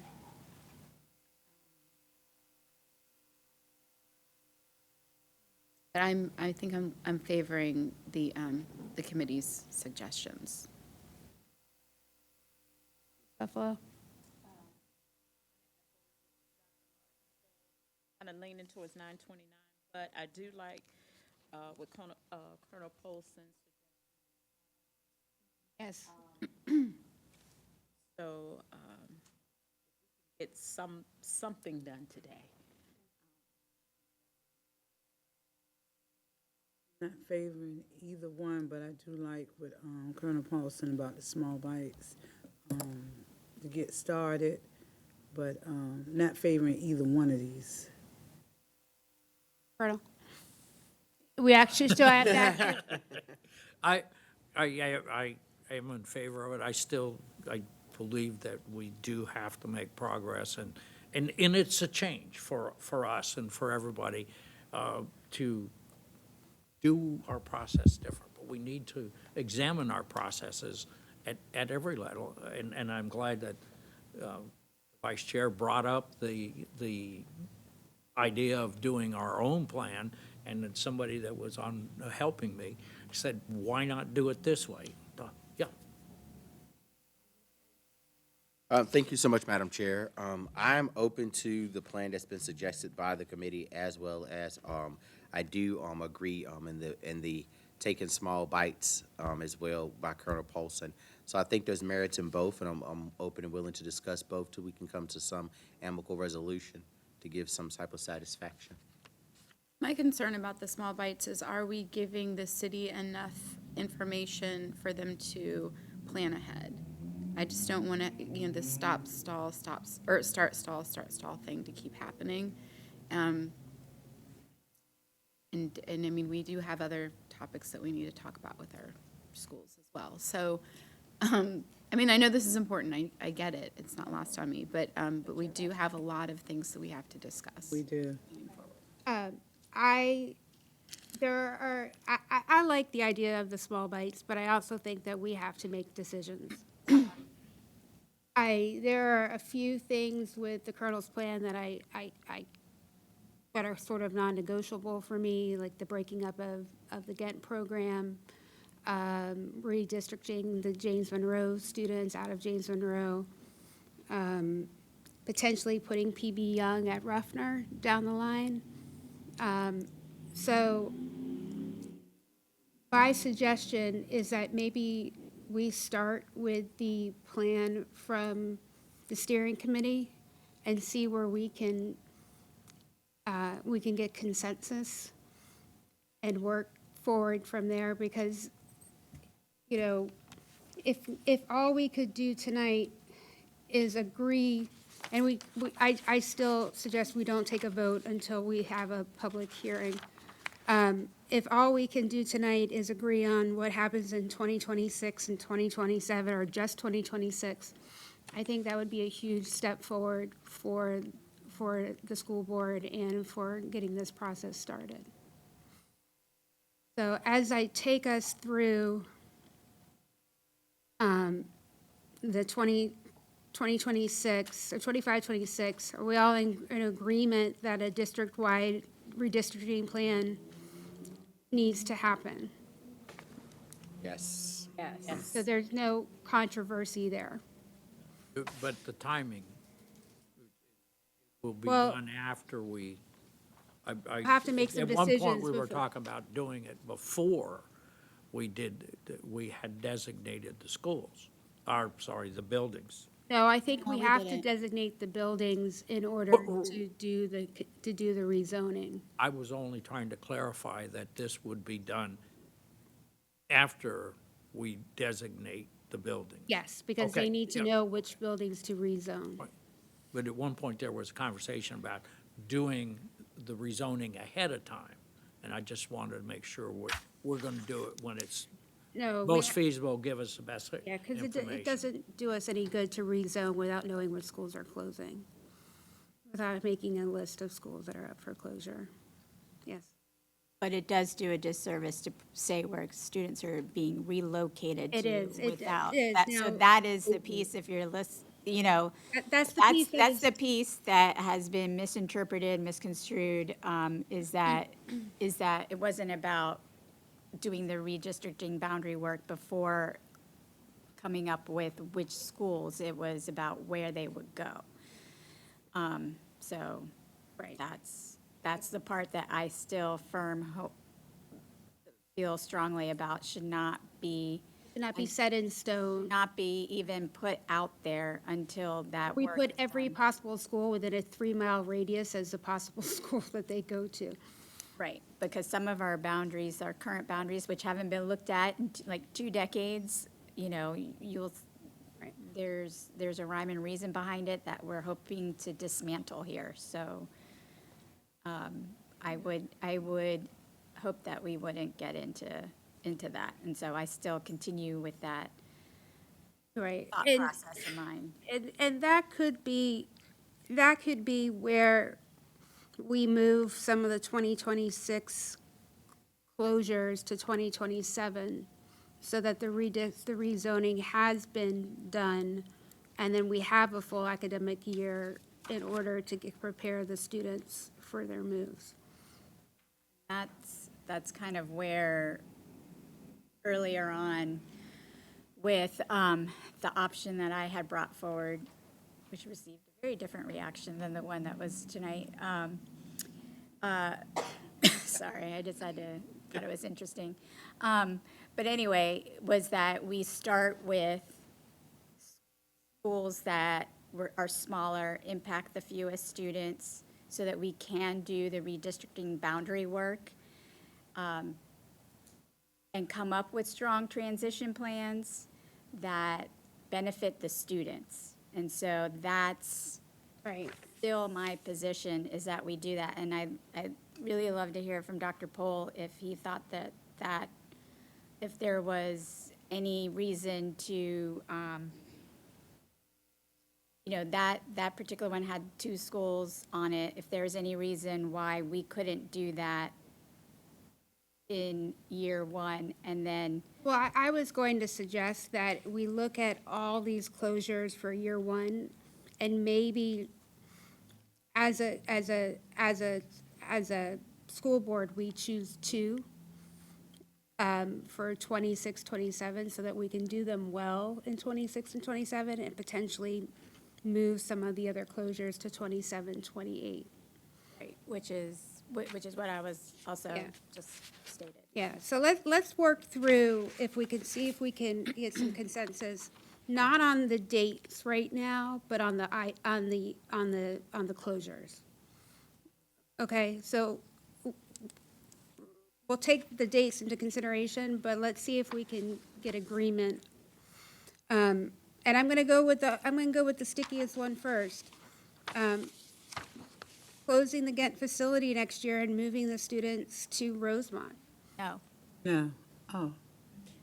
I mean, what were we doing? Oh, I thought I'm you were- just trying to see if we can, if we can make any, if we can find any consensus, if we can find, any, and you said no quickly, but why did you say no quickly? I'm saying no for year 1 because, again, for everything that I said earlier about considering the program, considering the feedback, considering the integrity of the programs, that takes time. These are about moving academic. But you're not opposed to moving them, you're opposed to moving them next year. I am, and closing Ghent, I am not in support of that next year. Okay, but in 27, is that something you could be in support of? It's something I could be in support of, but what my expectation would be from the administration is for them to come back and really detail to us what that would look like. So the strong, like what a transition plan would look like, what the input and the feedback is from the stakeholders, all of that we haven't already received. I think that piece is really important. So right now, I'm not, Dr. Pohl says that our students can continue safely at the Ghent location right now. I think to do it well, and even for the Ghent program to be able to celebrate their school and the closure, I think those are all things that have to be considered, so. So Dr. for Martin, 26, no. What are your thoughts about closing Ghent and eventually moving them to Rosemont? I'm in favor of the Rosemont proposal. I am a little unclear because if we're going to start construction, I think that the safety concerns are real. And that if we could successfully move the program over for the opening the 26-27 school year, I think that would be wonderful. Again, I'm disappointed with what I've just, I've been saying over and over again, is that I really wanted schools to have a nice cushion before they had to transition out to be able to celebrate their school. And I just think that that's cutting it pretty short for Ghent to be able to do that. They'd really have to, I don't like that part. Because again, I think this is definitely an emotional process for Right. everyone involved. But I do like the recommendation to move all the specialty Yeah, programs. and let's focus on getting common ground on the recommendations, and the semantics we can we can continue to discuss. Ms. Moore, Buffalo? Kind of agree with Tanya and Dr. Martin.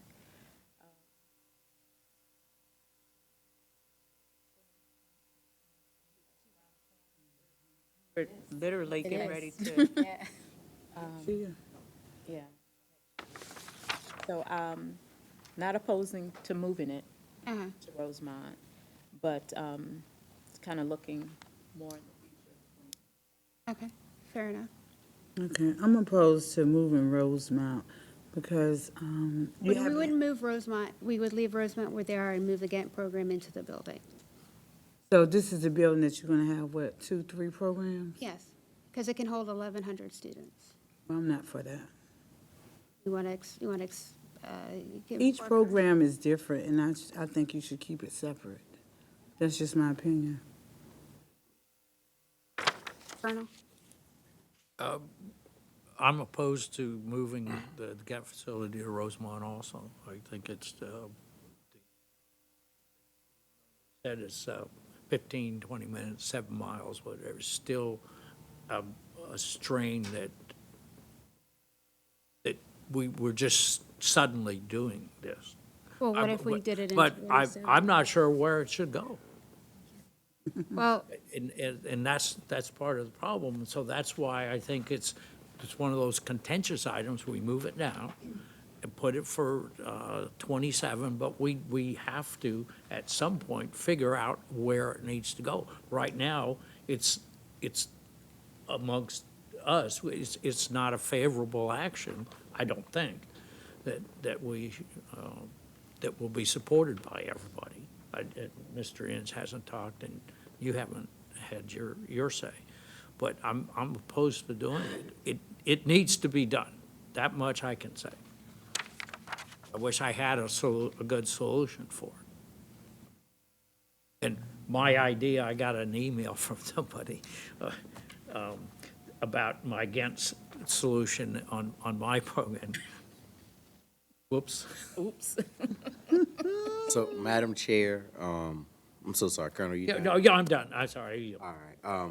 Madam Chair, I am not opposed to moving the Ghent program with that, but there has to be a sustainable plan in place to make sure that these families can get everything that they need, a smooth transition, make sure that we're maintaining safety while the program is still there until we do able to move it. I think that we can handle 3 programs in a bigger building. It has a capacity of 1,147 is what Mr. Fraley stated.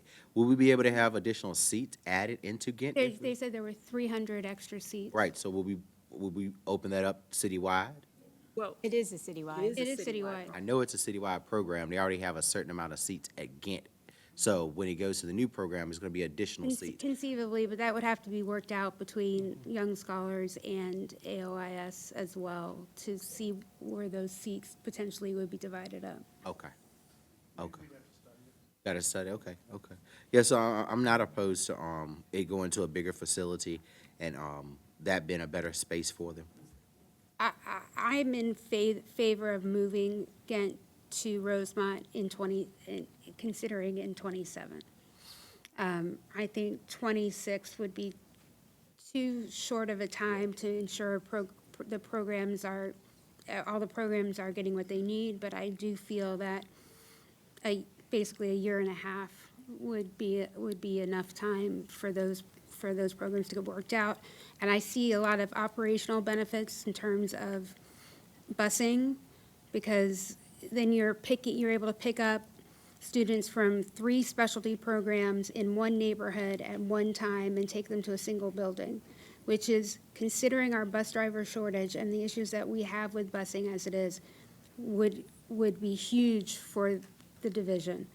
I also see the potential for the Ghent students to get some of those high school classes that they've had to go to Maury for by teaming up with some of the assets of the Young Scholars Program, which already offers the advanced high school classes. So I am in favor of moving it, but I would like to consider moving it in the 27-28 school year. We're talking more about Ghent, you're not even talking about Rosemount. I mean, we're talking about Ghent, but what about the families? Well, I don't think Somebody's the, like coming to their home. I think they need to be addressed, to voice their opinions also, too. oh, I think you're right. But, yeah. I think you're right. I'm just talking about the benefits to Ghent at this point, but, you know, Rosemont will go to a much bigger school, but again, there are certain criteria that you have to meet to get into the Young Scholars and the AOIS program, and some of that criteria is true for the Ghent program in terms of absenteeism and behavioral referrals, so, Young Scholars is a gifted program. but Young Scholars is a gifted program. Yeah. For gifted students. And so by repurposing Rosemont, we have 300 seats that could go to all three of those programs could be divided up. It could be reutilized. You had a question. Could I ask, well, I asked for this early on, and could we establish or make a commitment that we will have school planning and management teams for every affected school? So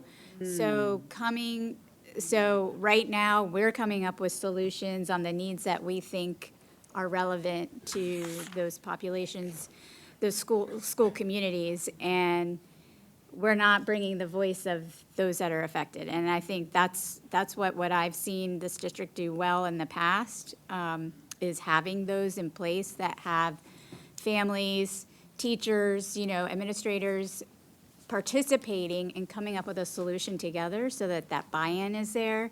And rather than a committee or even us saying, let's move them here, can we get them to say, okay, guys, this is what our situation is, have one at Ghent, have one at Rosemont, how can we bring these programs together in a meaningful way for our students and families? And that commitment is what I'd like for us to encourage for every single Well, we one of could these. make it one of our non-negotiables for And it this was on- plan. It was on the assurances, but even as we talk about, if we are saying that we are all, I think what I heard is agreeing to not close Ghent in 2026, but if we are still leaving it for closure in 2027, I would only support that if I know that SPMT is in place and that they are coming up, they are part of the solution to where it goes, how it goes, what the programming looks like, and so that buy-in is there from them. And so I would want that commitment, administration on that, yeah. Okay. So we have some consensus about what we could do with Ghent. How about closing Willoughby ECC and moving it to Ocean Air? So I would be supportive, you're talking about for 20, I'm putting it at 20, I'm just saying in general, do we have support for doing that? Yes or no? And then let's talk about the timing. right. So I have support for moving Willoughby ECC to Ocean Air. However, I want to be sure that Ocean Air also is, from my understanding, it used to have a pre-K thing, but that it is, it's retrofitted, but also that is a healthy environment for our young students. The grounds are healthy, everything about it is ready. If we're going to do that for next year, that we have the time right now and be courageous enough to say if we don't have the time right now to really do it well, consider that in the process. So, but otherwise, I am in support of that. I'm in support. I would also like for them to move into a shiny, Pretty spanking um, facility. intentional sized, teeny tiny toilets. Yeah. I agree, and this is for 2026. Well, I was just trying to get agreement about the move, and then we can talk about 2026. But if you, What they said. comments? I agree also that I think it's, it can be done, and Mr. Fraley, I think he said that they do the retrofitting for the ECCs in the summer, so it would seem like a good time to do it in 2026.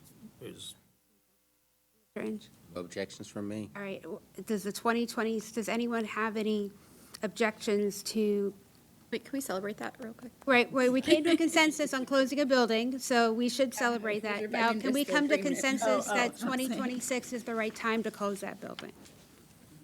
Say it again, I'm sorry. We come to consensus that 2026 is the right time to close that building. If it's being said that Ocean Air will be prime and ready for our young students, healthy environment, all of that? Mr. Fraley, I'm looking for a Further? thumbs up on Ocean Air for next year. Proceed Willoughby. All right. Student, pre-K You student. have it.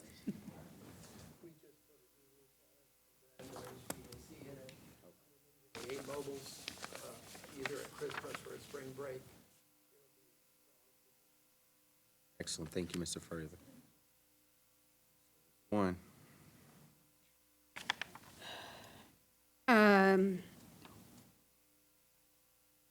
Okay, so we have two other closures.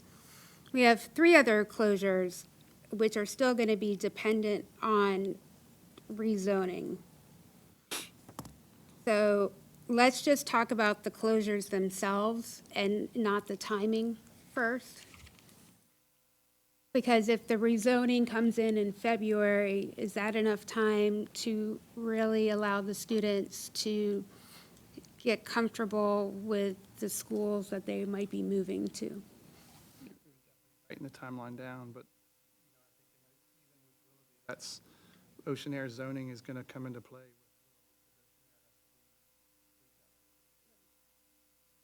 The early schools, it's going to be tight, but if we limit the number of schools on the first year, that gives us an opportunity to plan it out and do it right, and then be able to model that for future years. So, let's see, are we in agreement about repurposing Lindenwood for a professional development center, regardless of the year? I know the colonel is opposed to that. How does the rest of the board feel? Sort of maintaining Lindenwood in our portfolio for professional development, educational programming, whatever we deem is necessary for our students. So I agree. Disagree. disagree. I asked for information on the savings, cost savings. I have not seen that. I don't know what we're going to accomplish by doing this as far as an investment. We are going to have to make an investment in it, and I don't see the data yet for that, so I'm opposed. I support keeping Lindenwood on our portfolio. Closing Tarleton. I'm not going on that, I'm just trying to see if we can get agreement on the closures, and then we'll talk about the timelines. Closing Tarleton Elementary School.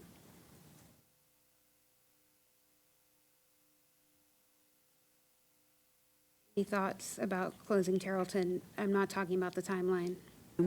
I agree. Yes, that's sinking. I know you have the same caveat, but is there anything else that you have thoughts on about closing Tarleton?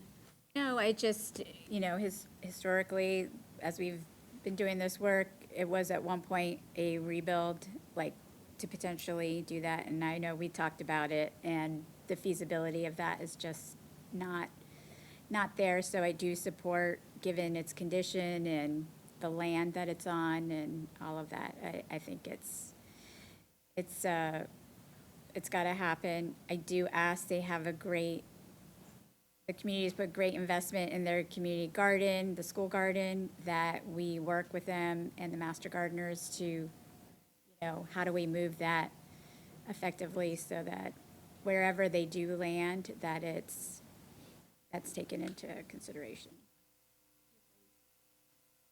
Colonel? I'm Closing I'm for Tarleton? closing Tarleton, but we have to ensure that there is room for the buses. We don't have at Little Creek now. I'm not sure what you call it, but the bus, with the drop-off area is very small because of it's now going to require I don't know how many buses it's going to require to bring the students from Tarleton there, but it's going to increase what happens at Little Creek, so. If it's doable and it can be done, yeah, I'm in favor, but I just want to make sure that that part is well thought out. I'm sorry, sir? Oh. He's good to go on it. Oh, good to go. There's two buildings there. Right. And they both have a front door. So depending on what grade level they're in. Dropping kids off, it's not going to be that complicated.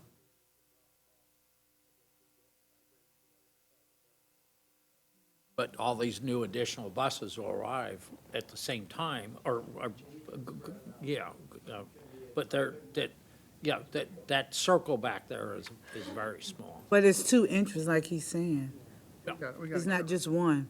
Yeah, as long as it's taken care of. That's, Mr. Inge, you agree to closing Tarleton? Yeah, I mean, infrastructurally, it's sinking. I find it kind of odd because the rec center's right next to it and it's not sinking. It's interesting, but But yeah. it's a $17 million fix, if I'm not. Yeah. Just to fix the sinking issue, not to address the rest of the issues with the Yeah, building. and our children don't deserve to be in that type of condition, so I would be in favor of closing Tarleton. Okay. Closing Granby. Yes. Favor of closing Granby.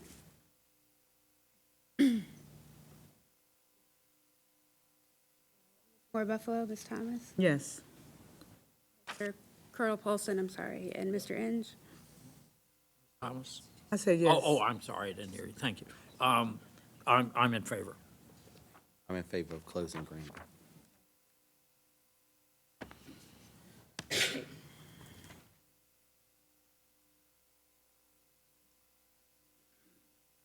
All right, so let's talk about, now that we have agreed to the closures listed in 2026, are, But then when you say it like that, so I'm not. no, we have They agreed to the said closures listed 2027. in 2026. What I was saying is, Wait is a there an minute. argument, Yeah.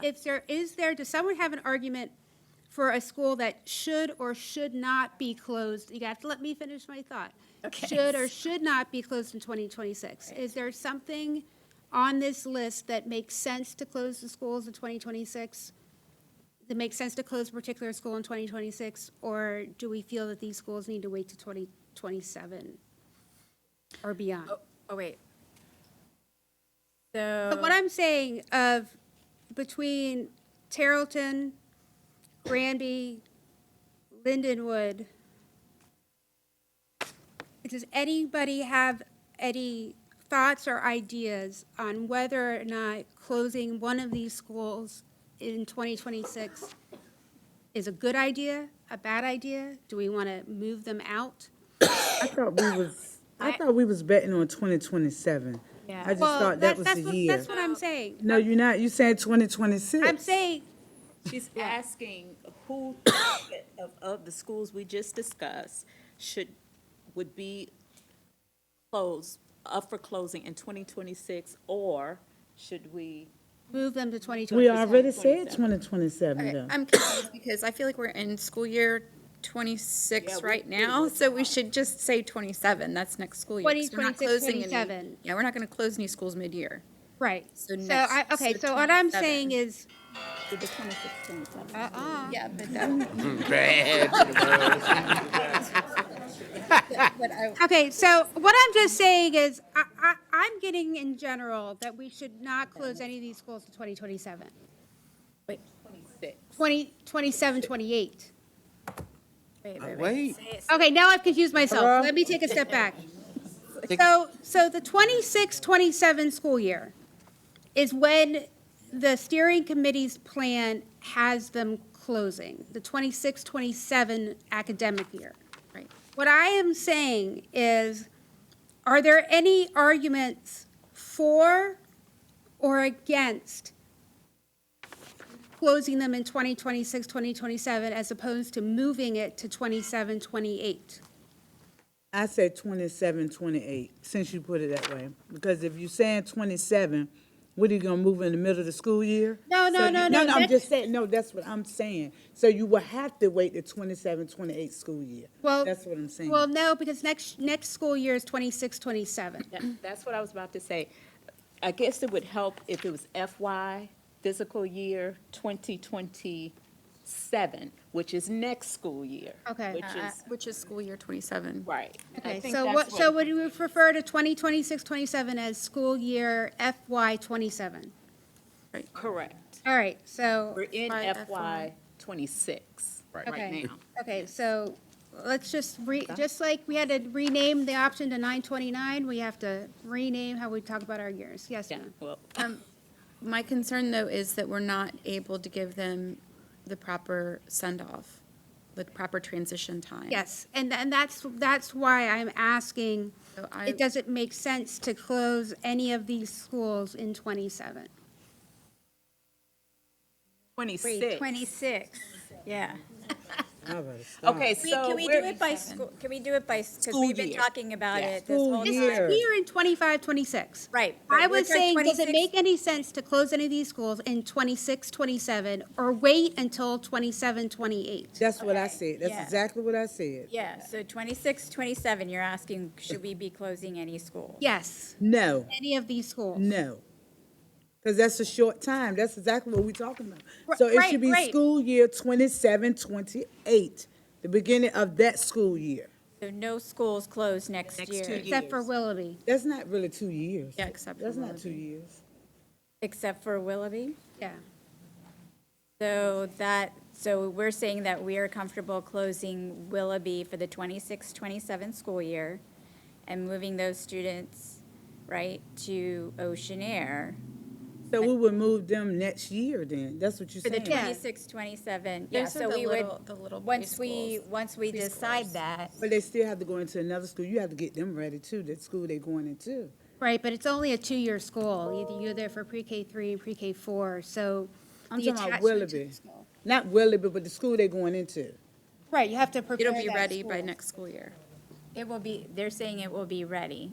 And really, if I may, no matter what, that building, the changes would have to take place during the summer. Because until we close it, we're not going to keep, unless we moved Ocean Air students out 26, 27, and then waited a year to move Willoughby in, we'd have to do the changes over the summer no matter what. Our track record is not that good when we want to do things. So we have to, do we have a guarantee that's going to be done? Yeah, the transitioning Ocean Air to be ready for pre-K? Yes, With the smaller next seats? school year. We talking about less than a year. Because we already in, what, October on Wednesday. So less than a year. Fraley?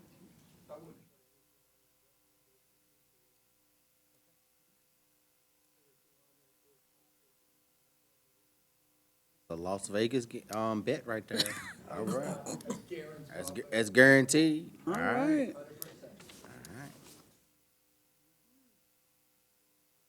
Okay. Heard it. So we'll close Willoughby and move them in the 2026, 2027 school year.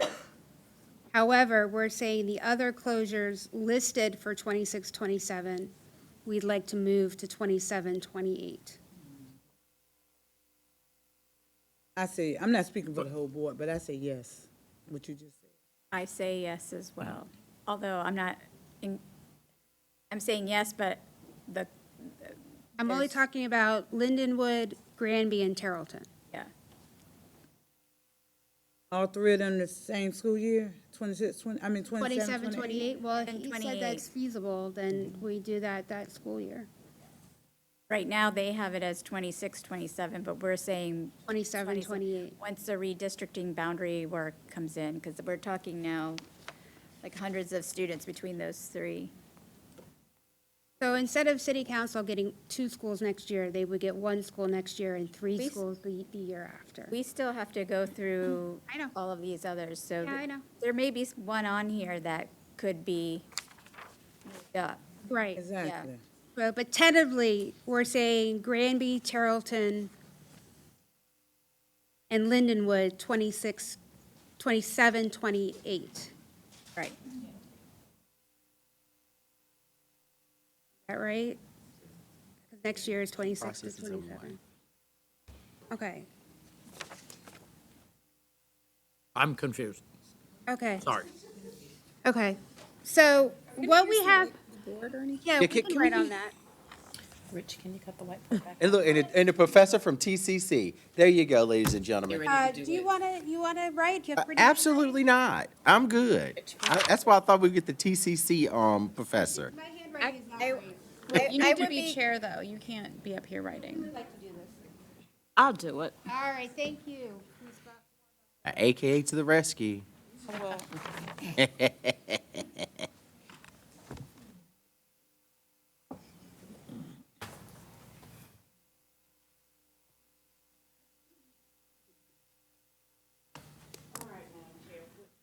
So put 26, 27 School year.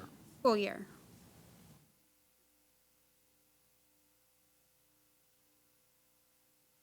And then we would, the only thing we would potentially do right now is move the Willoughby, close Willoughby ECC and move that to Ocean Air for 26, 27. Close Willoughby.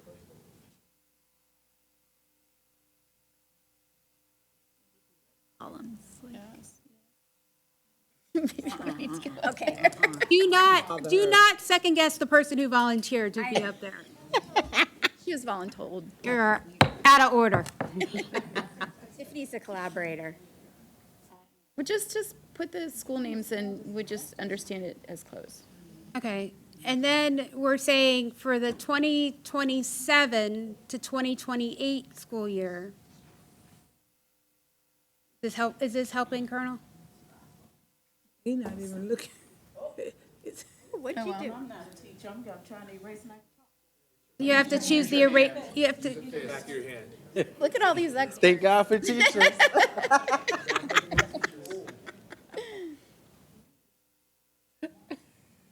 that year we would close Carrollton and Granby.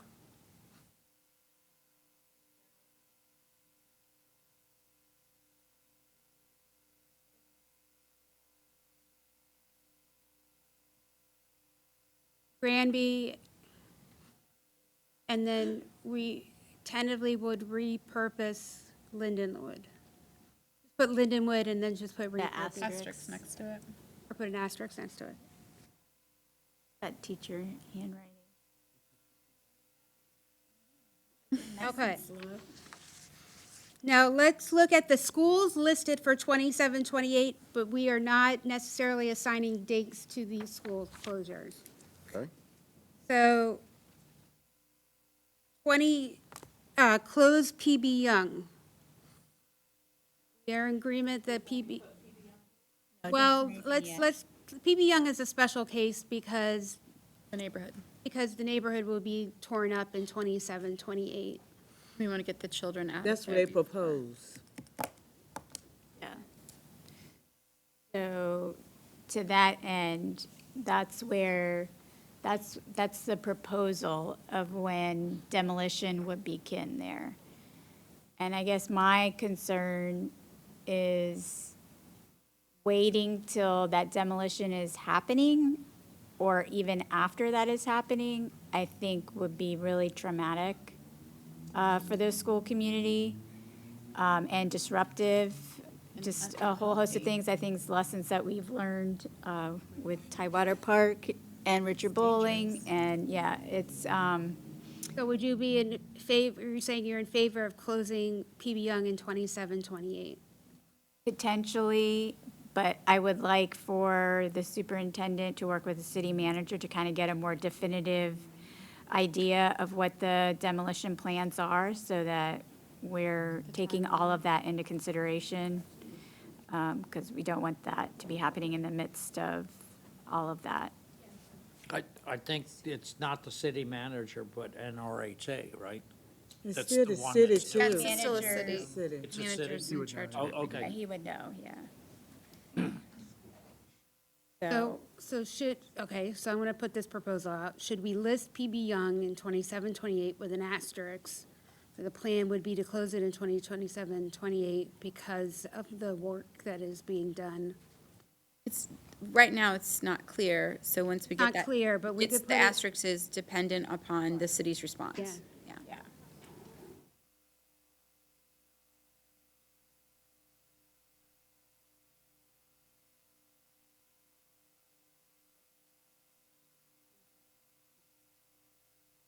So I think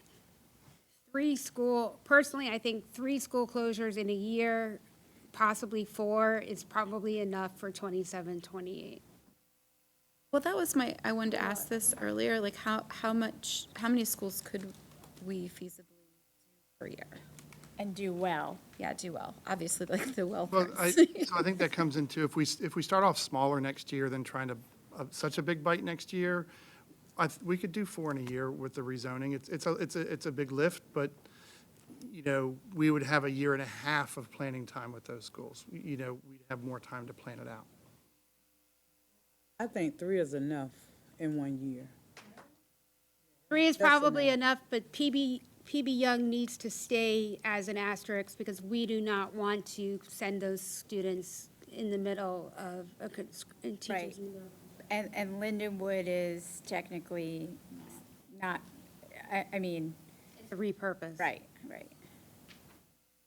Okay, what happened to Norview? I thought that It's should on, have been it's up it's there in the too. next set of, we haven't gotten there yet. I thought that should have been up there somewhere too. But that's the thing, we can move this stuff around. Right? We're not, so the next set has closed Norview. You can put 28, 29, but let's just make sure we're okay with closing these schools. So closing Norview.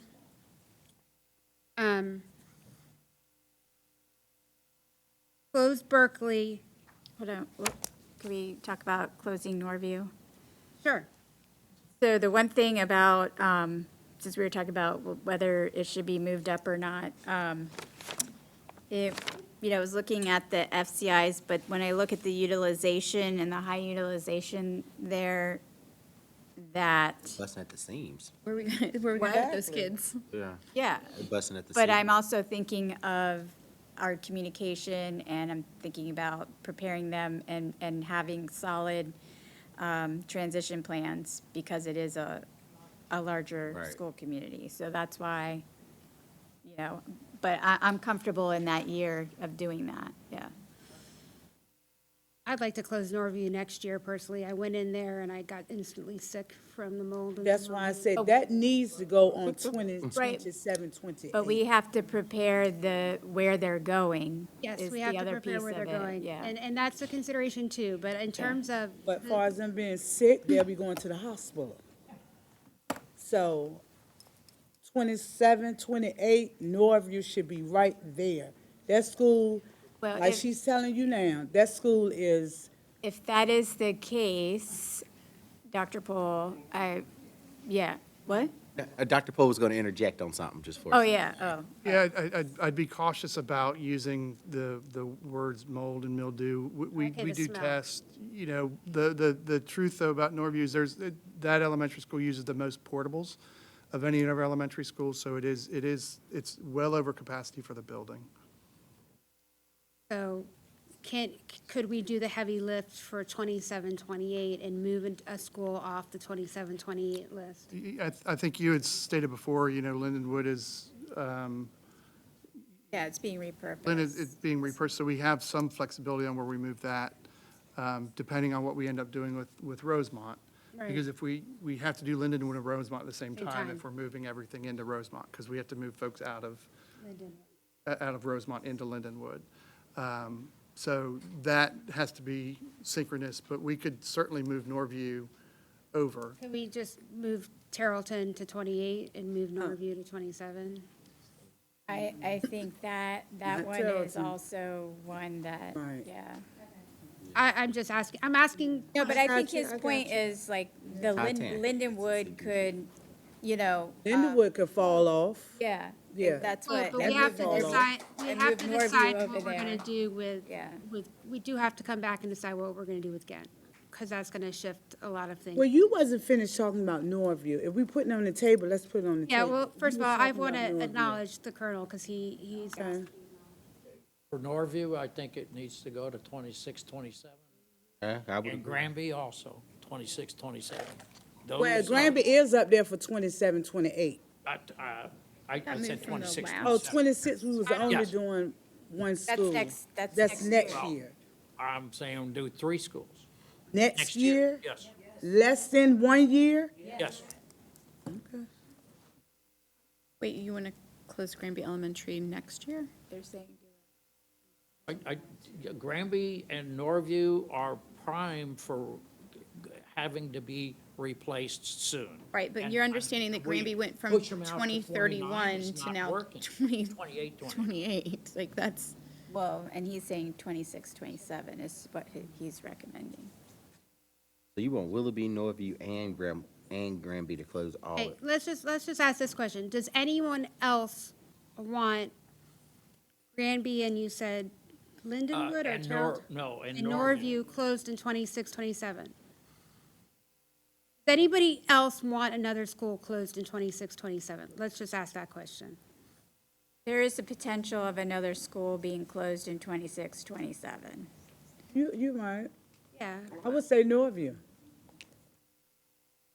And if there, you know, concerns about the health of the building, Right. obviously that moves things. and I would switch Granby Elementary and Norview. But Granby doesn't have a health issue. That's what we're looking at right now. But the thing is Right, with so Norview, that's what I'm saying, also so where they are. I mean, Yeah, but that's that gonna does be- give us we're gonna have to time. re- That gives us Rezoning time. plan. Yeah, that gives us That really time. needs to be under the rezoning plan. Yeah, and it will be actually, because it is 27, 28 that we're talking about, right? But he's saying, which is why I'm not, Even if we did 26, 27 for Norview, the rezoning plan we'll have in February. So we'd have places where the students would be going. It would be a shorter transition period for them. But I mean, administratively, I'm saying that could be done if that's the will of the board to do it that quickly. So, you know, and we could handle Willoughby and repurposing Ocean Air. Norview is rezoning, and it's the committee work to move that around. There's no need to fix any other schools because we're not creating another ECC. So there, you know, there's no work to be done in other schools. I agree bumping it up. And the same goes for Granby. It's the same. but what about logic. transportation? You're not Because doing anything to any other Okay, school. well, Norview is currently Dr. Martin has her hand up, and she So, was. in closing Granby, we're going to send some students north and some students south, right? Correct. That's what's been said so far. So if we close Granby will this, like, so 27, 28, do those other schools currently have the capacity to absorb those students as the plan do. goes? Yes, they do. Okay.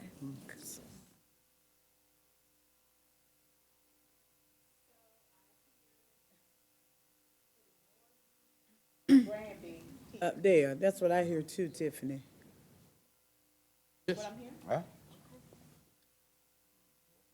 Horrible I'm condition. not, we're, I'm over not, here, we're not really I'm not in sold on support this. of moving that in 26, 27. I think that's way too soon, and those Yeah, are, that's- those are big schools. And those are big schools. Big school I really want communities. us to get off on, like, on the right foot and have a template that works well. And if we just do too much the first year, I think that it's all gonna fall apart. Yeah. I'm in agreement with that, In agreement with, what Dr. Martin just said. I mean, and I've been consistent with that doing We too need to many in do the a large couple- schools, unless you are telling me that they are unhousable and we need to move them like tomorrow, then we should be doing that tomorrow. But, you know, 60? How can we call them unhousable if we're having students in there?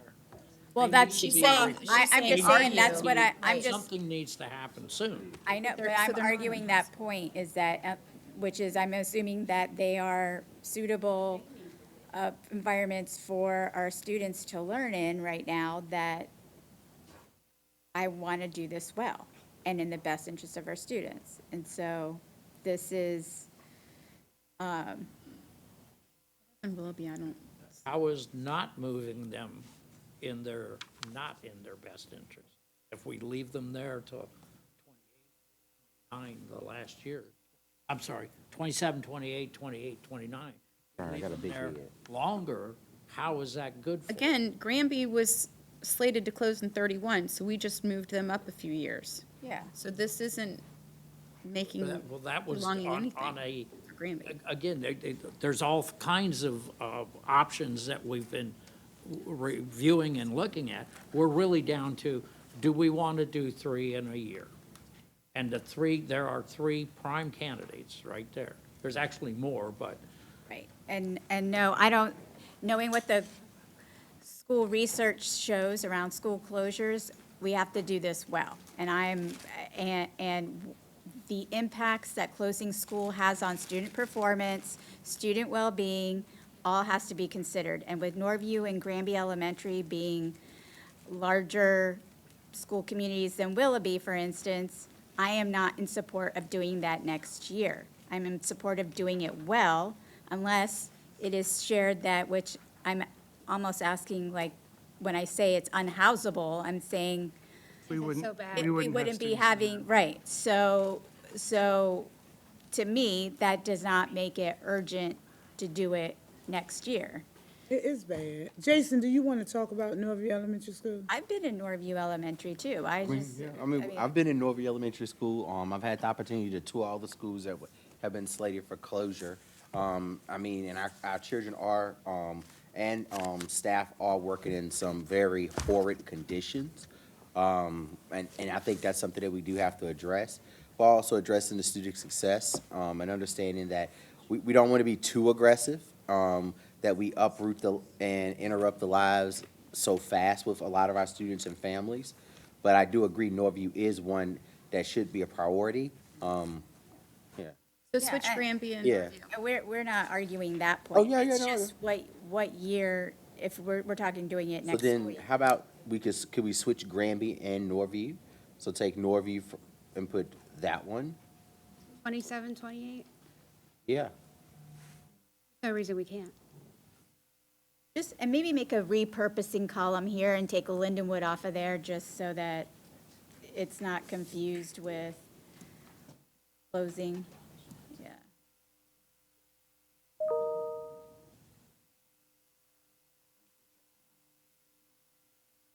Thank you, Vanna. nice eraser.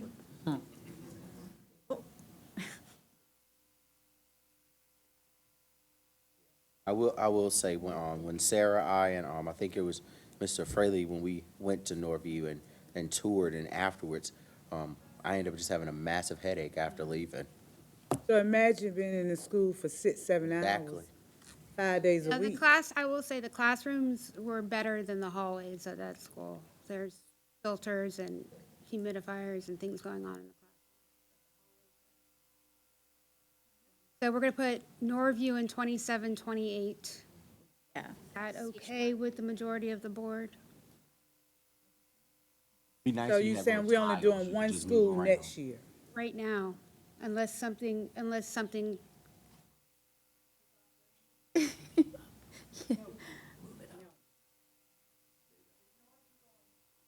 No, yeah, you put it in the right place. Put it in the right place.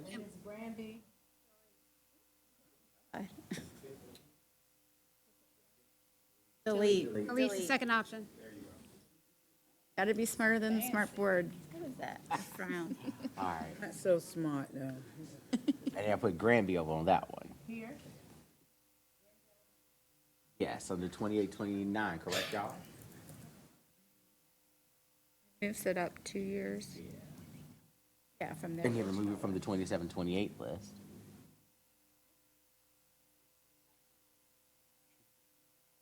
We get to really feel how those teachers are in those classrooms. All in the technique. You already have You already Norview. have a Norview on. Oh, okay, Oh. okay. The way it was Strategy. The perfectionism in her.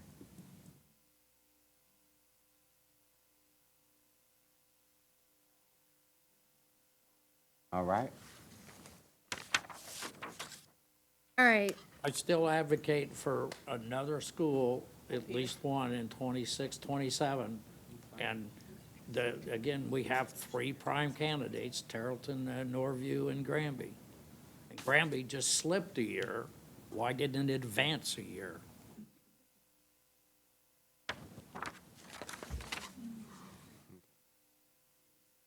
Okay. Granby, Could Tarleton go up there? I'm with you, Tiffany. Now, could that go up there? I was thinking if one of Nor- them Norview. could, it could be that because there's less than 300 students there, which is what I was, but at the same time, there's transportation, there's all of those nuances that we have to be prepared. Okay, so I'm gonna bring up something that Ms. Thomas is not in favor of, I know this. Don't do it then. Well, it's the next one on the list. I gotta do it. Close Berkeley and move to St. Helena. So, but can we resolve this? Well, what I'm saying is in 2026, 27, close the Berkeley ECC. And that would be, and move to St. Helena, based on their redistricting. St. Helena has 220-something students, I think. 240. Off by 20. I'm looking at, It's a smaller school. And ECCS 146. I'm just, if we're really trying to get another school up there, this would be this would be less affected by the rezoning. Well, I have an idea. Oh, go ahead. let me say this about St. Helena going to Southside STEM. Kids going to Southside STEM will require some, in my opinion, for those kids to be successful, because we know that the initial plan for Southside STEM is not what Southside STEM is at this present moment. So I've had a conversation with Dr. Pohl. If that was the case, that there needs to be some real supports put in place if St. Helena kids go to Southside STEM. And those are one of the reassurance that I want to see in writing, and really reimagine what Southside STEM can be and should be for the kids on the South Side. Yes. Look, we have to do what is going to be best for our students. And if that means the first year we close 1 and the second year we close 3, on average, we close 2 a year. So we have to do what's in the best interest of our students. And her hand up, then the Colonel. Yeah, so about Berkeley ECC, this is one that I've been kind of racking my brain around. And it is what I originally, that and Willoughby to start off so that we could do all the boundary work, redistricting, transition plans, all of that to start off with. I did recently ask, and I don't know if you were able to get that information about the domicile. So there's a couple of things that concern me, and there's some ideas too that I want to share, which is where I think a little bit of time on this might be beneficial. But, so Berkeley ECC right now, I wanted to put the focus on the ECCs if we had to put a focus somewhere in the first years, because they're smaller populations. But moving them into St. Helena and moving St. Helena students into Southside STEM Academy is where I have reservations around, because I want to see St. Helena be maintained as an elementary school. And I say that because working backwards, because Southside STEM Academy was at one point, having been in this seat now, but this was even way before I was in this seat, we advocated for a Southside STEM and Swim Academy, where it had more choice seats and it had a strong STEM educational component to it. And I believe that, and I'm saying this having been on it, is that we did not succeed in fulfilling that that promise to the community and to the district. So one of the things that I want us to do, because we have the opportunity to do it now, is to look at the programming at the school and really think, how can we create more choice options, strengthen the program there before we move any students into there? Like I said, the closure research clearly shows if you're moving students, you should be moving them to a higher performing school. And until that is where we are, like, I am not in favor of moving that. And not only for the students that are moving, but the students that are there. Because we need to have a strong academic environment for them. And I think we're on the path, but again, looking back programmatically at what we are offering at Southside STEM Academy and making sure and improving the integrity of the program is something that I want us to look at. The other idea that I had was, if we close Berkeley ECC, the reason why I am supportive of closing Berkeley ECC is for a couple of reasons. The facility condition index, of course, but then I also went back and was looking at the HR reports. And they have had a high teacher vacancy rate there for now, for a good few years, and that's really concerning to me. And this year, it is at 23% as of the 9/10 report. And to me, I know it is a citywide mixed income, one of our, mixed income pre-Ks, but one of the pieces of information I asked from Dr. Pohl is, can we see, are we truly, are we really meeting that goal of it being citywide and mixed income, and where the students, what the domicile, like where the students are coming from that actually attend Berkeley ECC. And my thought is that if we really have students primarily from St. Helena, the district, and Southside STEM, All that, Yeah. that's where most of the kids come from. why not consider rezoning them for those schools or to their home schools if they are just a few in other areas, and take the time to work on Southside STEM Academy. With St. Helena, explore some potential options, like potentially, like we talk about, which I want to get to, the suburban park rebuild.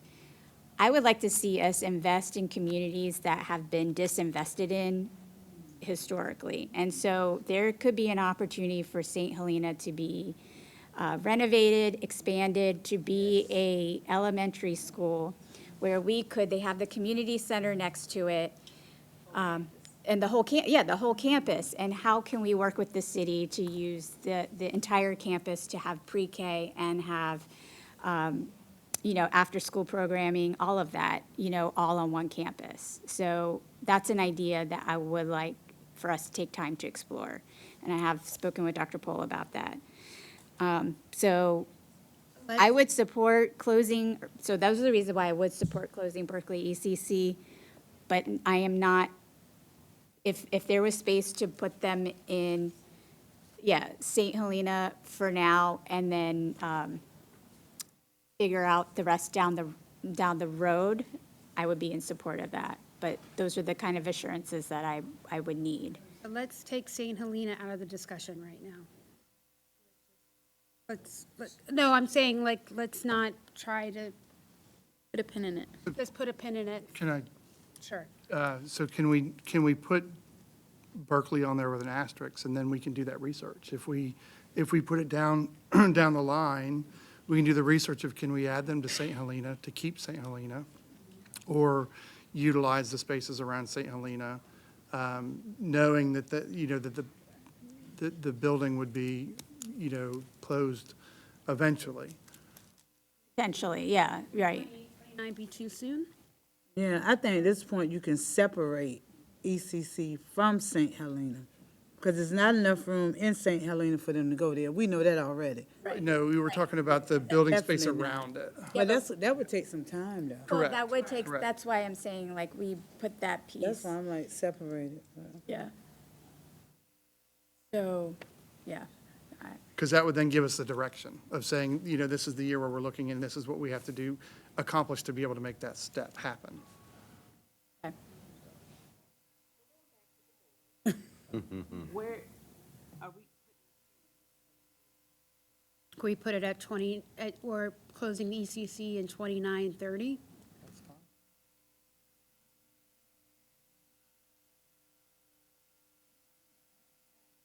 So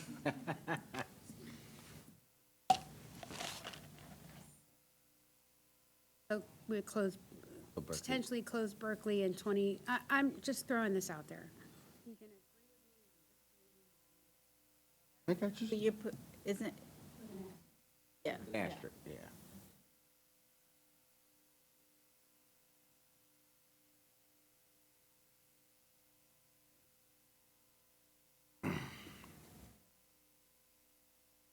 Could we close CSEPT and repurpose Chesterfield in 28, 29?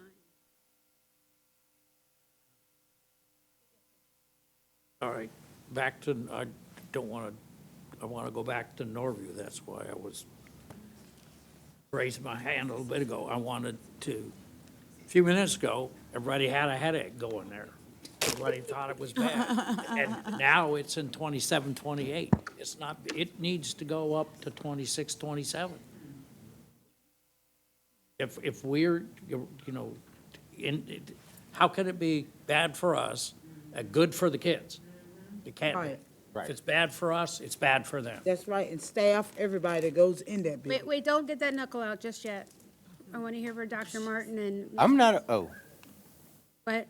I'm not opposed to putting it in 27, but I agree with Dr. Martin. I think she may say it's too soon. I want to know where we're going to put the kids. Yeah.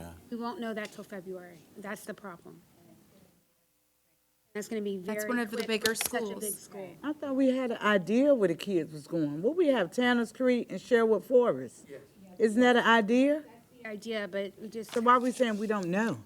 Because the boundary work may show something different, or may show an opportunity might come out of that. But we have an idea, so it's not that we So don't for now, know. it was switched to. If it wasn't going to go to Sherwood, then why was it put on our sheet to say we're going to go to, that's where we're going to, if we closed Norview, we're going to send them to Sherwood, and I think there was another place. But now we're saying we don't know if they're well, we going to go don't, well, there. part of the issue is, when the rezoning is done, there may be some students who went to Norview that go to a completely different school. And then we've put out there that they are going to only one of these two schools, but a small sliver ends up at another school. And then you've created chaos, because people will not know what is going on. They will have thought something was happening and something else is happening, and it puts people in a bad spot. So trying to close the zone schools in 26, 27 is difficult. Yes, yes. Roll into Norview Elementary.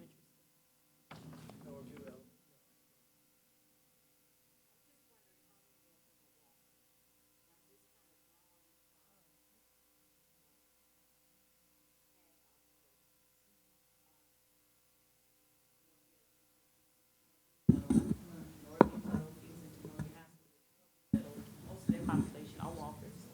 They are walkers. Walkers. Coronado, Wellington Oaks, Dundale Square. Are those across? And I believe elementary is mostly walkers too, that's what I'm thinking. Well, Yes. I'm gonna stop you there. My kids went to Taylor, and the kids that we lived in Ghent, and we had to cross Hampton Boulevard, so they were bused. But once they hit Blair, those kids in West Ghent were they became walkers. So you have to be a little careful with where you kind of put the elementary, because there could be instances where they're bused because of their location for elementary, but not necessarily bused for middle. Now, is it 1.5 For Norview to Talents Creek? for Norfolk Public Schools? Oh, I'm sorry. Is it 1.5 miles? Yeah. 1 mile, yeah. Okay. So that's my only concern with that analogy.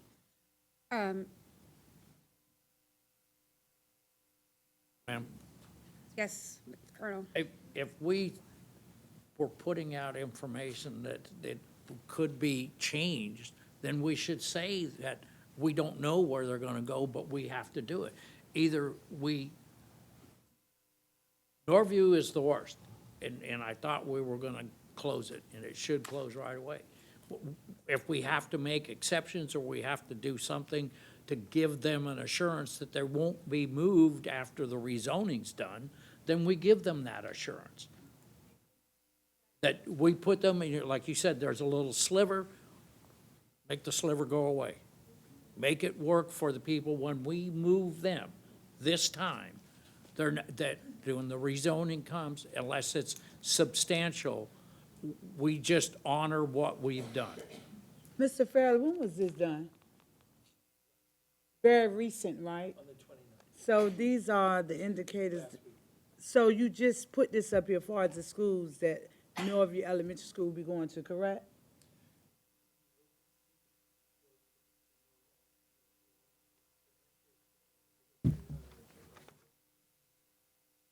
But that's, but So how it was a many wonderful students- idea when y'all came up with this, correct?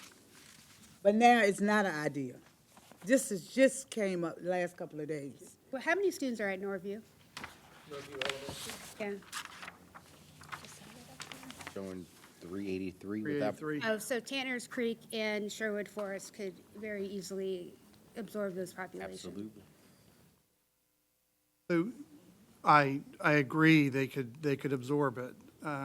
My concern is if we're looking also at a district-wide rezoning process, and we have a school on the other end of town that might have space, there might be holistic shifts across the division if we truly look at rezoning. So why did we just come up with this? This was where we knew we would have seats for them, is where our consultancy firm put that on here in the committee, because we knew we have seats for them. But if we're truly going to look at a holistic, if the board's request is to look at rezoning across the entire city, then, we can say, sure, Norview would likely go mostly to Sherwood Forest and Tanner's Creek. However, there might be a population to the west that may end up going to a different place. Because, some of Taylor that is using every single classroom this year might have to shift to Monroe or to Larchmont or to somewhere else to alleviate some space there. So with all these shifts, that's all we're saying, is it might be very minute, like the Colonel said, it might be a sliver of it, but we might have that sliver at the end. But at the same time, if the board requests for next year, we could do it, it just means a transition plan, because even with the shift with Willoughby, we know the three schools where Ocean Air is likely going to end up, but the zoning hasn't been finalized on that. So even with Ocean Air, we have to wait until February to be able to know where those students are going with the change in Willoughby. So that's already happening on the board. So putting Norview there it's feasible administratively. We could make that happen and do a solid transition plan with it to happen. One of my concerns is also that we're not, I want students to be, let's see, this is what I want to avoid. I'll just say it. I try to do everything positively, but I can't right. That we are transitioning students into a new school that they might only be in for a year, and then transitioning, into another, like. If they're going into I want fifth to grade, minimize that right. as much as possible. And that's very difficult, because no matter when we do it, you're going to have a rising fifth grader going to a new school. Unless we phase out schools, which is just, it's financially irresponsible to do that. So no matter what, no matter when you do it, that's just, unfortunately, it's the nature of this beast that we're trying to tackle right now, is you're going to have that. On the other end, though, however, I will say, once we have the rezoning in place for schools, if we have a student who's coming into kindergarten to a school that's slated to close in another year, on the assurances, we've said that they can go to the school where we know they're going to go, so that they don't have that kind of a shift. But on the upper end, it's impossible to do.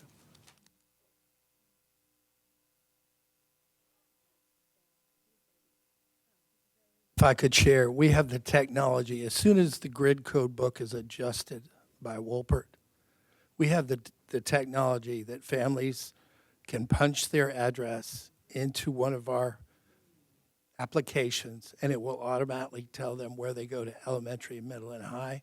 If they finish the redistricting in February, then we could, I would defer to Mike because Mike's the techie guru, but I'm pretty sure we could have all that posted before April so that people would know exactly where they're going if we release all 10 closures so that it can be done that way. So nobody's not going to know where they're going. We're going to have the technology to do that. And they're going to know as soon as we post it. Mike, how long would it take? Right, I would say right around that time you mentioned. Thank you. April?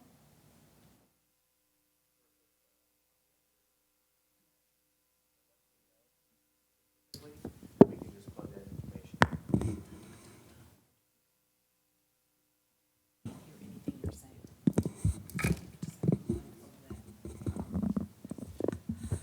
I was just saying that that's about the time frame, that April time frame, because once we have that information in, then Tommy Etheridge just has to plug it in, and then we can be able to lay out specifically when that would occur.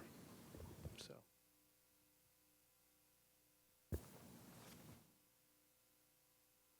So, and is there consensus to close Norview in 26, 27? Yes or no? Say yes. Yes. Conditions is in, I'm gonna say yes. On Ms. Basine and Dr. Martin? Just hit the little down button. Now hit the down button next to it. Fine, just keep. I don't know, we haven't heard from Dr. Martin and Ms. Basine definitively about closing Norview next year.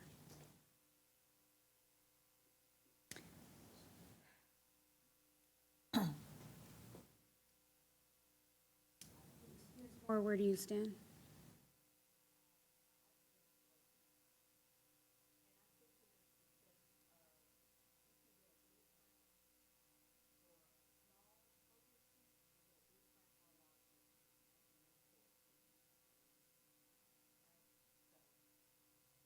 That's why I'm thinking. So I'm in favor of putting Northview.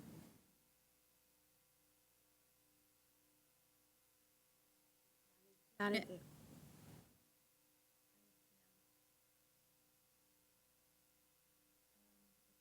But while all of these schools in the first year, then If we have one large school, one small school, I have administrative, we can, If we do that, then those are the only two schools that year. y'all's decision. If I Norview didn't is wanna- an emergent, I personally was fine doing one school the first year, so we made sure we did it right, but two, I think, is the max. but that is, yeah. Those that we're talking about, 3 and 4, definitely not support. Now can we So can move Granby go Granby back? to 27, 28? 28?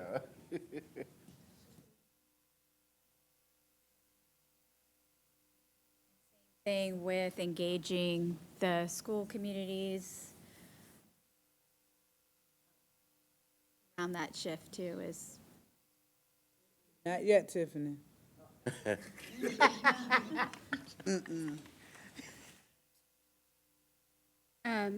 So we need to talk about, we need to talk about CSEP. 29? No, wait a second, we need Oh, to I talk just, about, I'm sorry. we need to To talk be about determined. CSEP. Oh, okay, yeah. Right now, it was listed as 27, 28, but I would argue 28, 29 to repurpose Chesterfield for CSEP and closing CSEP. How long would it take for them to repurpose it, Dr. Bowe? There wouldn't be much work that need to be done, school to school from, yeah. Do it over a summer? So could we put CSEP in 28, 29, or even 27, 28? Either one works. We already have 3 in that year. Right. Oh, okay. Yeah, so, we would have, 28, 29, I would say Chesterfield / CSEP, Okay. because then that gives back the old Richard Bowling. And it'll probably help the city with some housing, because that's an area the city wants to use for housing for the Broad Creek project. So can I ask a question? So as far as CSEP goes, you know, one of my original concerns was,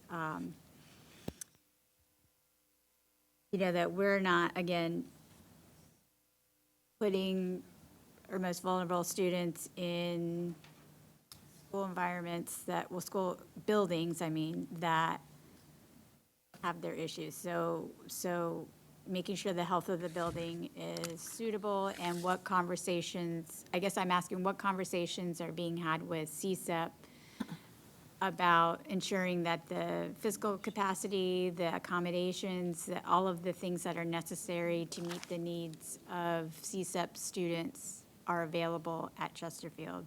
Between now and then, we'll have them all. You know, once we have a building location, they already know we're looking, because they, Yeah, they do. I mean, yeah. their understanding was they were only going to be in their placement for a year. 1 year. And this is year 6 of that placement, so yeah. Right, yeah. And I know there was some advocacy, like, to really consider, you know, location for CSEP as well, so, I just want to be sure that Yeah, that's absolutely. all going to be in place, okay? All right, and so, right now, they have a pause in 28, 29 to design Jaycox and Suburban Park rebuilds. But we also have Chesterfield and CSEP that year, right? Yeah.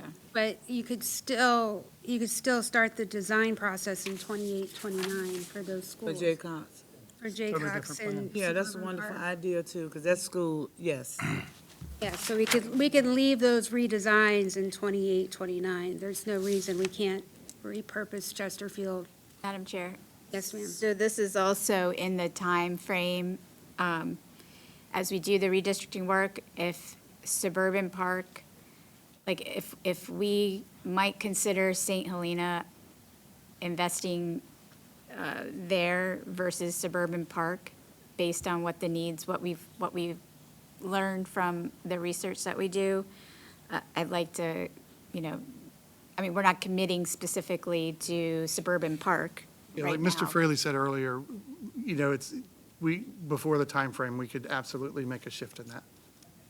So you could even put Jaycox in School B down there, you know, rebuild. For right now, But we know we want to rebuild Jaycox. Jaycox is Absolutely. a definite, yeah. So Absolutely. rebuild would be Jaycox and TBD.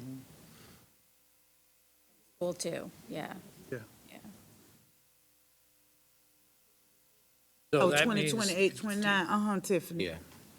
Jaycox. So Let's rebuild. Jaycox is a definite and Suburban Park's a maybe. Yeah. Okay. And then technically, we have a third school that was on a CIP that hopefully could help with the CTE program at Lake Taylor.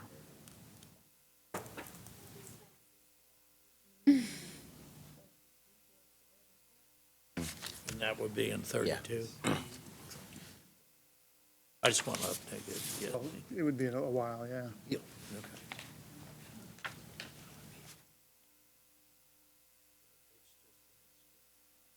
Just elementary, right? Late as elementary, but. Okay. So in What 2029, does it cost? 2030, we talking about maybe renovating St. Helena? That could That be, could, that that could be the Suburban Park instead Oh, of. and can you put school too, like, because that, yeah, because Suburban Park is up there, that could be St. Helena. So what you saying? So what you Yeah. saying? What year? So that's what we were saying, like, In 28, 29. by makes then, sense. we'll have the information that we need that Suburban Park could be St. Helena. Put school too? Yeah. We said instead of. or saying just put an asterisk next to Suburban Or just Park. put an asterisk there. It's Suburban Park or another school like St. Helena. Oh, okay. So we're gonna put that up there, Tiffany? We're putting it up there, right? It matches the star with Berkeley. But I don't see the name up there, though. Can you just put, Yeah, I agree with, So clear my I mind. agree with what Ms. Thomas is saying, just so that we don't lose sight of looking into that, yeah. So we have the rebuilds. In 2032 to 2034, we're repurposing Lake Tiller High School to a comprehensive CTE program. 32, it's a ways down the road. 32, 33. Goes all the way up to 34. You said front porch iced tea, I heard that. What happened to 31? Yeah, what happened to 31, 32? That's when we're rebuilding. the It's gonna timing. take, it is gonna take years to That's y'all rebuild. got, okay. Yeah, a Gotcha. couple years in there to rebuild.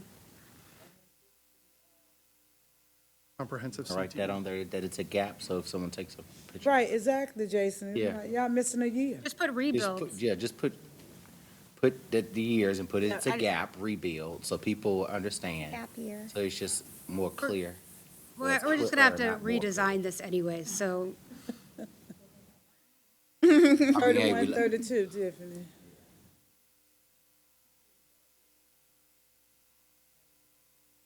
but just put, you could just point an arrow.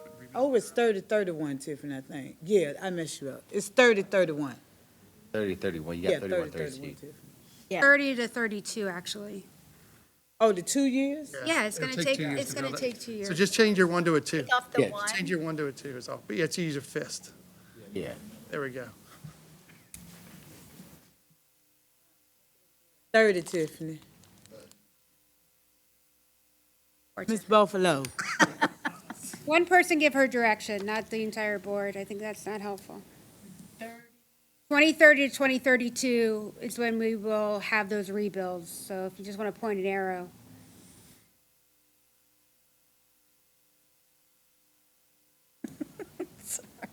From Suburban Park and Jaycox, It's, yeah. right there. Just But do an this- arrow. And then put the CTE. Now, now Okay. 32, 33. Yeah, there you go. 32 to 34 is repurposing LT. Oh, okay. I thought CTE, that's on the 30, 32 as well? Those dates so far out, it's really depending on the city and funding. Got you, Which is okay. why they're so far out.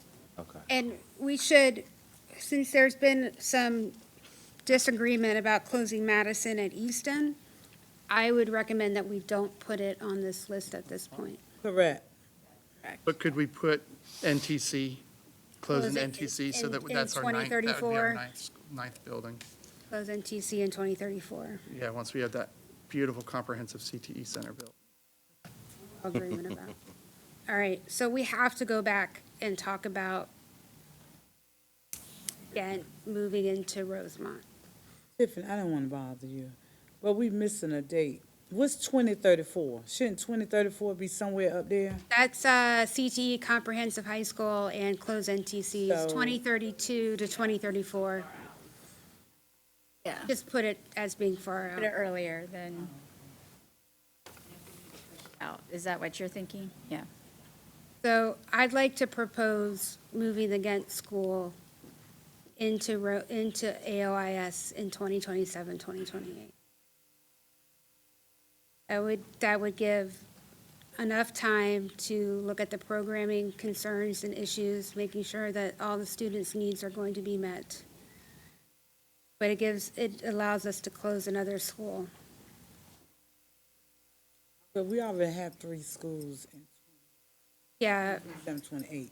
but I'm also thinking about the fact that they aren't going to be in the middle of a construction zone. And we weren't comfortable doing it in 26, 27, so I'm proposing that we do it in 27, 28, and then they're only in a construction zone for a year and a half rather than multiple years.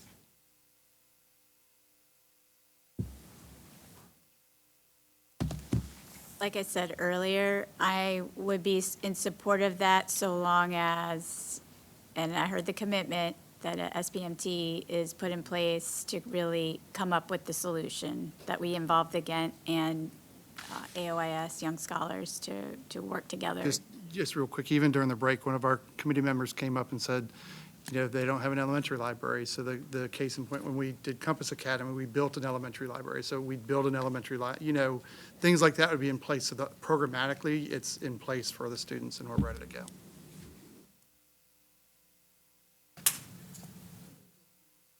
So against the 27, 28, That's what I'm proposing. you're proposing, what everybody thinking? So long as those assurances are there, I can, Written, and I'm okay. I can go for yeah, it. I can go for it. Mr. Martin, Colonel? I like the Ghent idea, but the 4 closings, why don't we move Granby to 26, 27? We already have two. We already have two. schools up there. That's We have less than 2, a but year. you got 4 there. Yeah, But that's less than a and that's year. for- and all the redistricting work and All the transition redistricting planning work can be will be done. done, so closing, and PB Young is still The on the transition table a little planning bit is because really, of when the work is gonna be started in that Same with neighborhood. Lindenwood's on the table, year-wise. And then we need to decide what to do with Lindenwood. I think the majority of the board would like to repurpose it, but what year would we repurpose it in?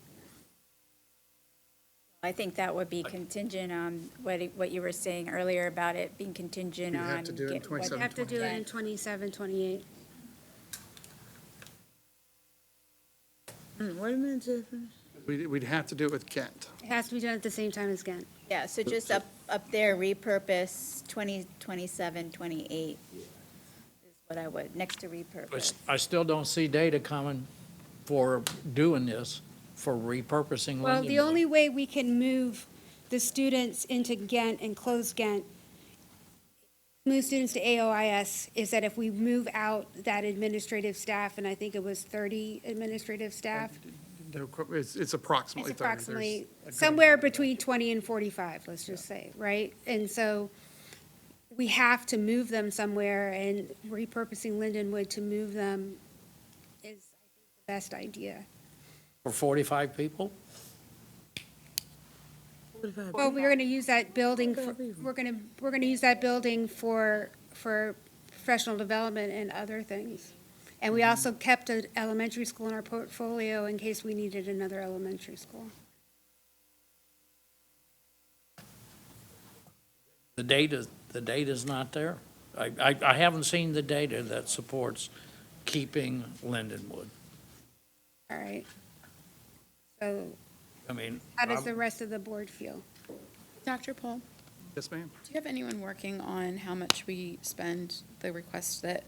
I do. I asked the CFO for the information. I haven't gotten it back yet. I know a couple years ago, we did that study, and it was, I think it was just shy of $100,000 a year that we spend out of the building for spaces. Well, Ken, when did you ask for that, Mr. Paulson, Colonel Paulson? When did you ask for how much? Couple meetings ago. It was. Yeah, he asked for that. On the 10th, yeah. And you Yeah. said, Thought we would have had that by now. to operate the building, it was about $100,000 to $150,000 a year just in overhead and custodial costs. The average cost for power and water was, and this was posted in the last set of board docs, was around $99,000 a year. I was going to ask you, how is it, because I also asked, similar to that question, but for every single one of the school buildings, what the operating costs are, because, I mean, just because you assume savings, once you account for the transition, for all that, what the savings actually look like are going to vary, school by school, because some schools are, so Well, and I wanted to get that full picture, and I hope that we can at some point. That's what the time also built in, is what is really the true, doing a cost savings analysis of what we're really truly saving, is what the data that I would like to see. And if we were to repurpose Lindenwood for our teachers, would also, like after hours, could it also be available to the general public as a way for the school to generate revenue, like community meeting spaces? So we haven't done that previously, but, there is a building use form, and then Yeah. they would have to, take on, like, usually when we rent a space after hours or during the weekends, then they are responsible for paying for security, paying for Right. custodial services, everything else. So, I mean, it could be put on our building use form that we do Got you, already. okay. And that's absolutely a possibility for our sites. I can tell you with divisions around us that have professional development centers, they're used all day long. All day. And they're used over the summer, and they're appreciated by the staff to have them, because then there's a central place for meetings that everybody just knows where they're going to go. Right now, even for any, like when we do, like teacher forum, for instance, we're fortunate that we have a space at Norview Middle School where we can host it, but if someone else wants to host a meeting, then that's the only space we've got. Gotcha, okay. And if Norview Middle's using the building that time, then we don't even have that space. So how much would it cost to repurpose the building, get it right for the, hold your professional development? So to use it as professional development, there wouldn't be much, because we have the open space already in the classrooms. But when you want to change the inside the, structure? So for some of the office space, possibly putting up some partitions or walls, like we did at Rosemont years ago. And I don't have a cost estimate for that, Ms. Thomas. I do apologize for that, for what it would cost. The only other option would be then, I guess, if we didn't repurpose it to professional development, we'd have to find locations for the administrators that are housed in the building, and then Lindenwood would just be, I suppose, given back to the city.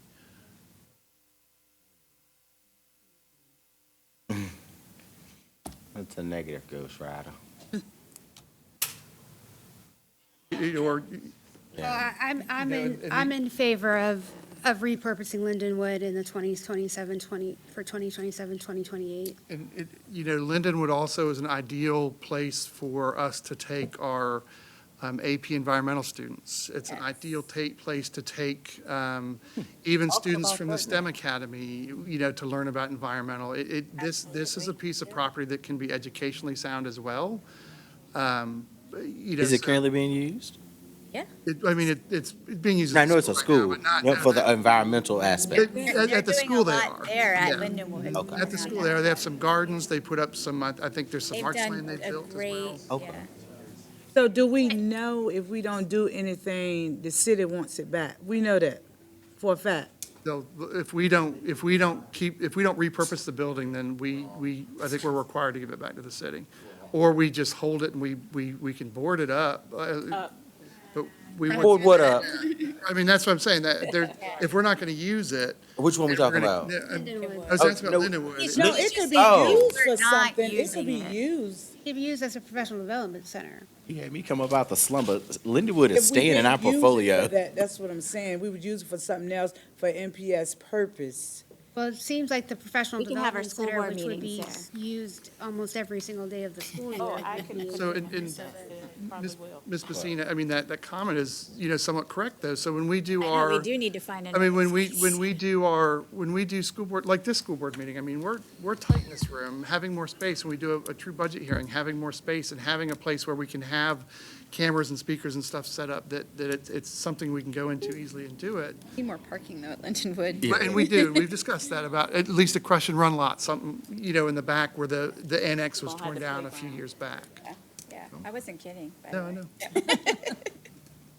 Yes, sir. Why are we not using the Chesapeake Bay Foundation, CBF, has a environmental building on 42nd Street. I think it's on 42nd, I'm at the Perry one. off of College. One off College, Oh, the so, Ryan really. so the Ryan That's building.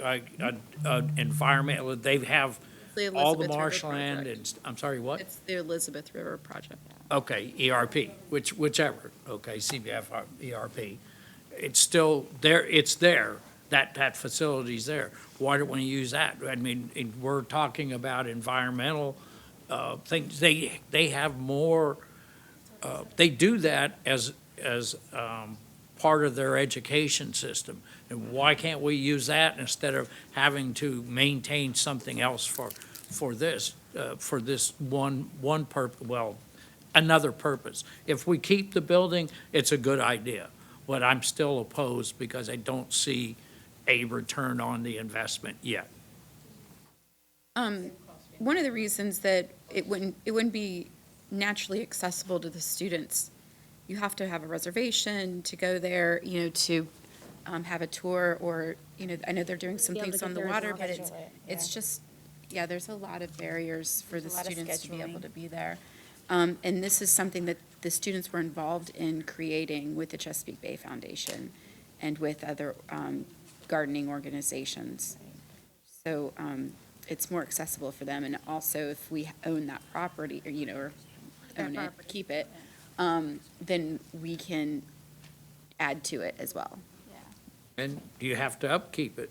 We haven't. Right. Yeah. But I- There's maintenance, there's costs that we have not discussed that are going, that will impact it, and I'd like to see that. I'd like to see, when we invest this, that we get something out of it yes, there's the educational part of it, but that's not the whole purpose of the building. There's got to be something else that says that this investment, by keeping it, and it's gonna cost, we quote for a school, it's $100,000 for the electricity, so you can cut a third, it's 30,000 for electricity and water and stuff, but still the building, the doors, the security systems, the lights, the electricity, the air conditioning.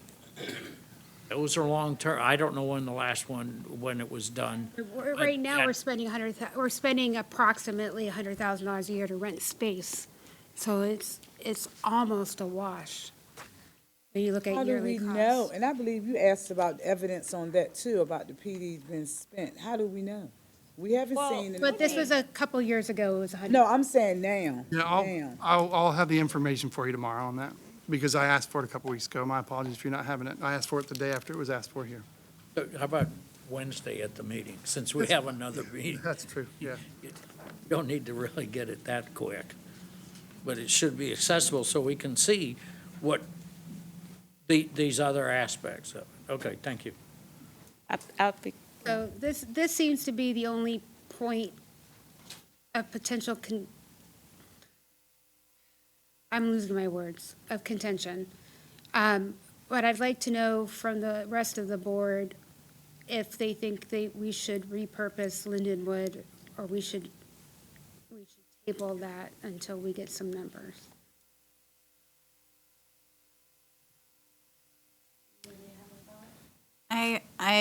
I'm firm on, for right now, I feel like we should repurpose it. And for all of these, I mean, I would like to see us do a cost savings analysis for the entire,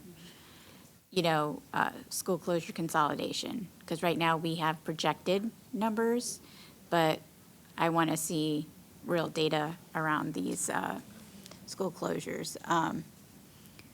So, and with that, if the recommendation comes out of that Lindenwood, the return on investment is not there, then I would be open to coming back to that and reconsidering it, especially if we don't have perhaps clearer plans on how we're going to use it. Then, I would consider that. But for right now, I am in support of repurposing it. Dr. Martin, Are we talking about just Lindenwood or this whole plan here? talking about just Lindenwood right now. Just Lindenwood? I agree with what Ms. Basine said.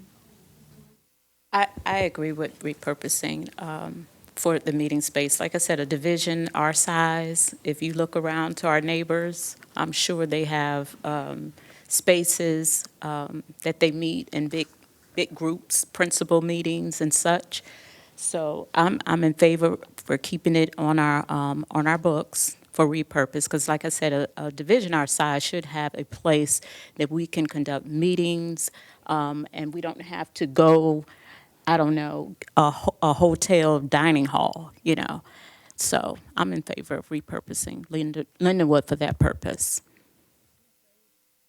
I'm in favor of keeping Lindenwood in our portfolio, repurposing it as well. Thomas? Thomas? No. Or of repurposing it. That would be 5 yeses to repurpose it, so But I also still, we need I that think we also information. still need the money, but we are not voting tonight. We need the information, absolutely, but we are not voting tonight. We need to put this plan out into the community. I would suggest that we vote on the 15th,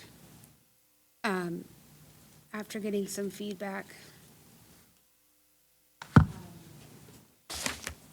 So where are you putting Lindenwood at for now? Well, it would be 27, 28, because it would have to be at the same time as Ghent School. I just think that's too soon. I mean, Is there a way to save this?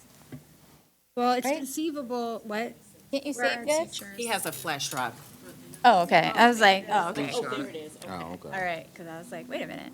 And show him how to do it. Oh, yeah, you got a better angle. Show Ms. Have a good Buffalo, more angle. Buffalo how to do this. But I just, But it's also possible that the PB Young project gets pushed off a year and PB Young goes into 28, 29. but why does Ghent determine so much in this plan? Everything relies on Ghent. Doesn't rely on it. Yes, it does. Ghent was not up there at first. We was talking about Lindenwood. We put that off for a moment. Soon as you put Ghent back up there, okay, Lindenwood got to come back. And that's the issue. I have an issue with that. I don't think that's the. I don't remember. I don't. Just wherever Ghent is, she just said Lindenwood has to be. Oh, well, yes. Well, that's because they that were is- tied right, together. Right. Repurposing Lindenwood is tied to moving those 20 to 40 administrators out of the Rosemont building. Well, then we just go another year or two. That's just my opinion. That's just, yeah, and all contingent on what the school committee comes up with and forget, I mean, like if the move to Rosemont is actually a feasible option. Colonel? If we're looking for space for the administrators from Rosemont, is there other places they could go Yes. instead of just going to Lindenwood? How about Ruffner? We can certainly research the open spaces that we have for them. Again, I want to stress that that means that we would not have a purpose for Lindenwood in our portfolio.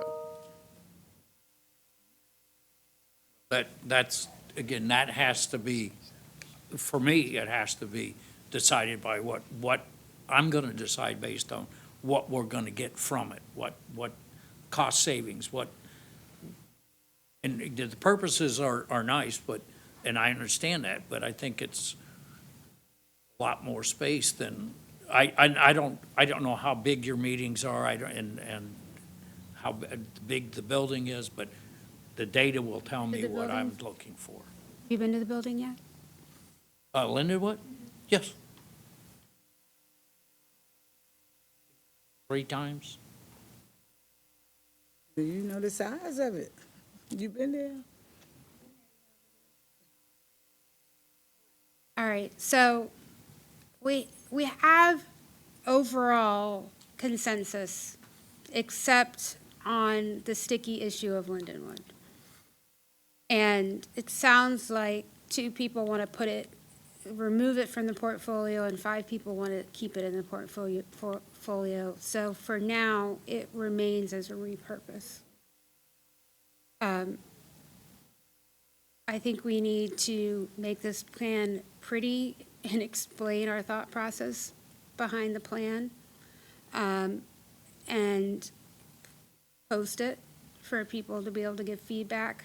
No, let me correct you on that. I don't want to remove it from the portfolio. One thing, I want to push the time, and can we use it for something else if we repurpose, not PD? Can we come up with something, use it for the children? Well, the Something that we grounds could would use be for the used- students or something? Can we come up with a program I think the program would be the grounds of Lindenwood would be able to be used for environmental programming, while the inside of the building would be able to be used for professional development, Which benefits the children. which benefits the children. But yeah, we're talking about, I see it having multiple uses, including for the students, you know, and that's why, that is primarily why I want to keep it in. But we just saying professional development. Okay, if you No, want to use it I'm for something thinking else, beyond let's that. say something else. Yeah, well, Dr. Pohl, I think you mentioned it Yeah, earlier I talked about the AP educational Environmental growth. Science, and, you know, we, right now, our Title I students go out to Camp Young for science, and we could open that up to non-Title I schools, because it's close by at Lindenwood, to go out there for environmental science in science programs in early elementary school. Their grounds, we can do so much. There's so many garden spaces on there, so much wetlands out there that ties right to our curriculum, and we already have curriculum written for it. So the plans would still be to use it for that aspect as well, and benefit from having a professional development center at the same time. Let's reword it. Let's, word it a little different than that. Repurpose for the students. I like that. Well, uses. The other thing I want to point out is the benefit to the neighborhood. So the green space, the garden. Yep. I think all of that is really important to neighborhood vitality and health, and so that's the other benefit to keeping